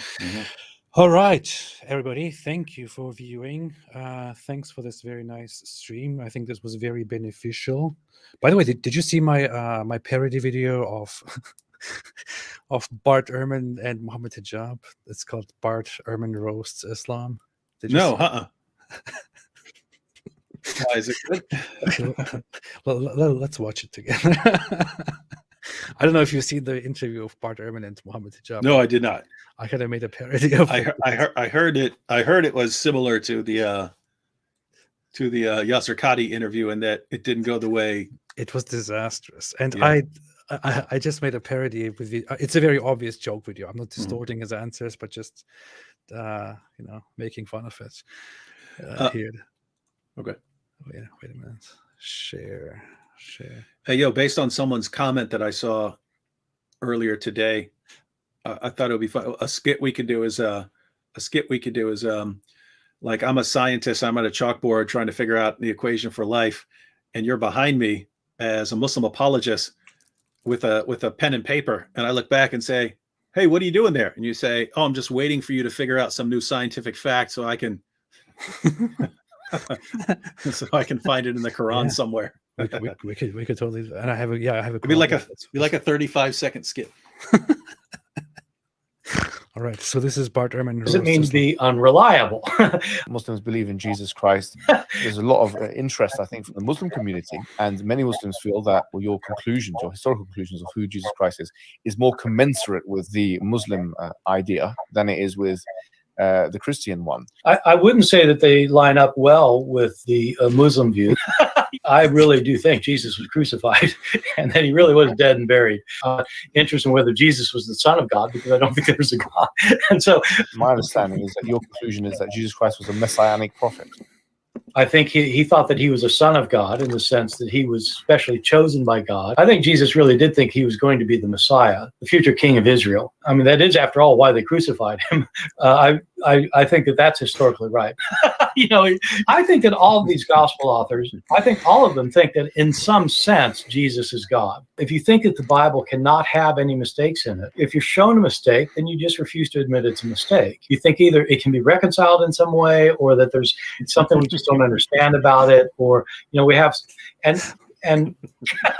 in the Quran it's mentioned that other than God would have found in it many contradictions. If a book is without contradictions, that has no bearing on whether it comes from God or not. I've had phone books that are inerrant, but I certainly don't think God gave them. So, that is my view. It's a necessary condition for a book from God not to have contradictions. That's an assumption about what kind of book God could write. I know this is an important argument that apologists use for Islam. As somebody who is not either Christian or Muslim, it doesn't make sense to me for humans to say what God has to do. If God wants to make a revelation, it has to be this, or that. You're talking about somebody who's beyond your imagination. Well, there has to be something within Revelation which distinguishes it from human speech, so as to act as an evidence. Yes, I know that's your argument. I'm saying, who says it has to be? You are. If it's not, then anyone can claim prophecy or prophethood, right? Well, the Christians say that's what the Christians say. Oh, Muslims are doing. They're just claiming things for themselves. in the past, prophets came with kind of visual miracles. The final prophet, who we believe Prophet Muhammad, he came with something that can be analyzable in our times. If it's analyzable in a sense that you can distinguish it from human speech, and so this would be the argument that we would put forward. Yeah, no, I know, and I don't buy it. Suppose he did not call himself God. That would not mean he's not God. I don't call myself a pain in the neck, but doesn't mean a pain in the neck. And I don't buy it.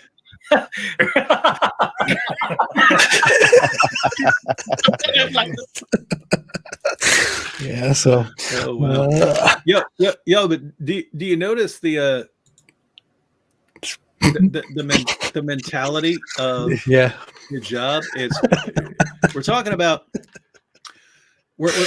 how deceptive the apologists and scholars are. Again, I'm not talking about Muslims in general, although I wish they'd be a little more careful about the guys they're talking to. But their goal now, because they're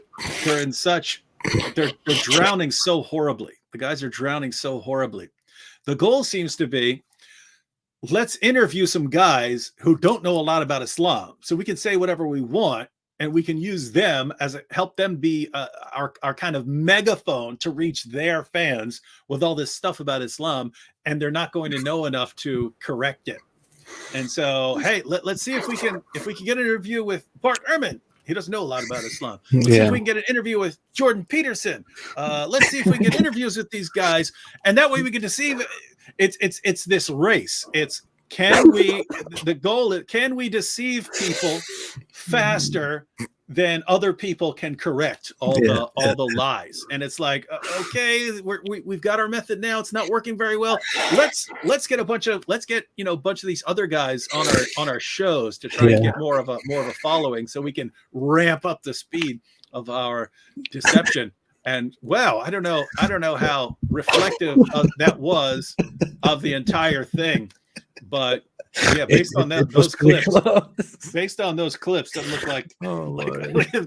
It's funny because I mean, how dumb can you be? Do you really think Ehrman's going to go, "Wow, you're saying your book, blah blah blah blah blah"? I guess I'll convert to Islam. How do I do it? How do I do that? By the way, oh, no problem, brother. You just recite this. Oh, okay, la ilaha illallah. Like, they're really expecting Ehrman to agree with it. Oh boy! Oh, wow! God. It's so funny. He was like, he had this interview for about 40 minutes with him, and he used like half of it just to preach to Bart Ehrman about how amazing Islam is. Wow! And you can see it in his face. He's just like, and what's amazing is, oh my God. There's a reason for the deception. I mean, apart from you have to deceive if if your position is not correct. But I mean, you've got Ehrman there, and I can almost guarantee if you laid out the facts about disagreements among Muhammad's scholars, I mean, early Quran reciters, the burning of the Qurans and things like that, I guarantee you Ehrman would get pretty darn suspicious of what's going on. Mm-hmm. But it's become so, the myth of perfect preservation has become so popular that it's just spread. So people think that the Quran has been really, really, really, really, really well preserved. Even if they don't grant perfect preservation, they still tend to think it's been really, really well preserved. And no, you got some big issues in there. If you wanted to say well preserved, I wouldn't have a terrible problem with it. But absolutely, they can't say it. They can't say pretty well preserved. They can't do it. They can't say pretty well preserved. It's like okay, here's the evidence. We have to lie. We have to tell a lie here. We cannot just state the facts. Yeah, all I want to say is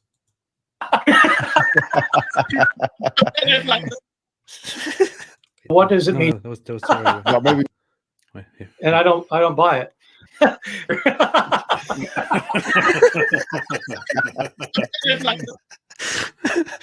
Oh boy, that was good. He seems like a funny guy. He is a funny guy. And notice the I mean, just the different mindset that we're talking about earlier, that respecting people and so on. You and I get along with each other. We get along with. We don't have much of a problem getting along with most people. But you got the Muslim apologists, and they just view everyone as their enemy who has to be crushed and destroyed. Yeah. And they'll put up with you insofar as they can twist what you're saying to get some benefit to Islam. Other than that, you have to be destroyed. But it's not just people they view like that. Notice it's everything, right? The Bible is something that we're to try and squeeze out some proof of Islam, and science is something that we have to twist and stretch and try to squeeze out something for Islam, and each person is something we have to try and twist and squeeze out some evidence for Islam, and there's just this perpetual rage that it's not going on. Gosh, anyone remember what that myth was? There's that Greek myth. There's a Greek myth where it was an innkeeper, and he had a bed, and he would make sure people fit the bed, right? And if you were too short, it would like stretch you out until you fit the bed exactly. And if you were too tall, he would like chop your feet off until you fit the bed exactly.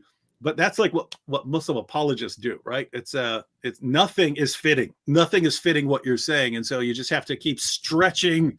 You have to keep stretching things and chopping stuff up to get them to agree. Procrustes, the Procrustean. Procrusti, yeah.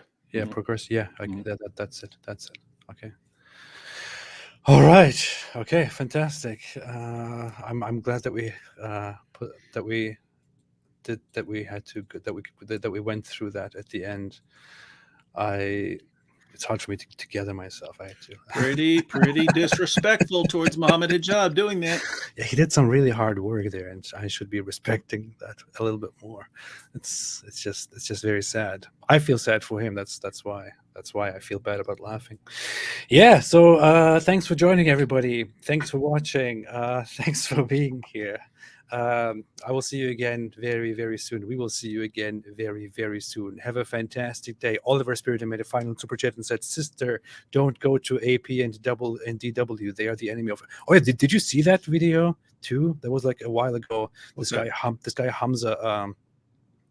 Because there was this Muslim convert girl who came to our stream and made like nice comments on our stream, and then the other Muslims started attacking her, and then this Hamza guy made this video about her and said, "Don't go to the enemy, don't, get close with the likes of Apostate Prophet and David Wood. They are the enemies of Islam, and the Muslims, they hate them more than they love you." It was. I should send you that afterwards. You should look at that. Anyway, all right. Thanks everybody. Thank you, David. See you again, everyone. Have a fantastic day. Good night. Good day. Good evening if you're on Earth or Mars. And as always, David, do you want to do the honor? Dawah is deception. Oh, yeah. Ha ha! You all thought I was going to say stay away from Islam. Well, that's good too. Yeah, I'm no sheep. Oh yeah. But don't you know that the true believers are those who hear and they say, "We hear and we obey. We hear and we obey." That's what you're supposed to do according to the Quran. Okay, fine. Stay away from Islam. Thanks.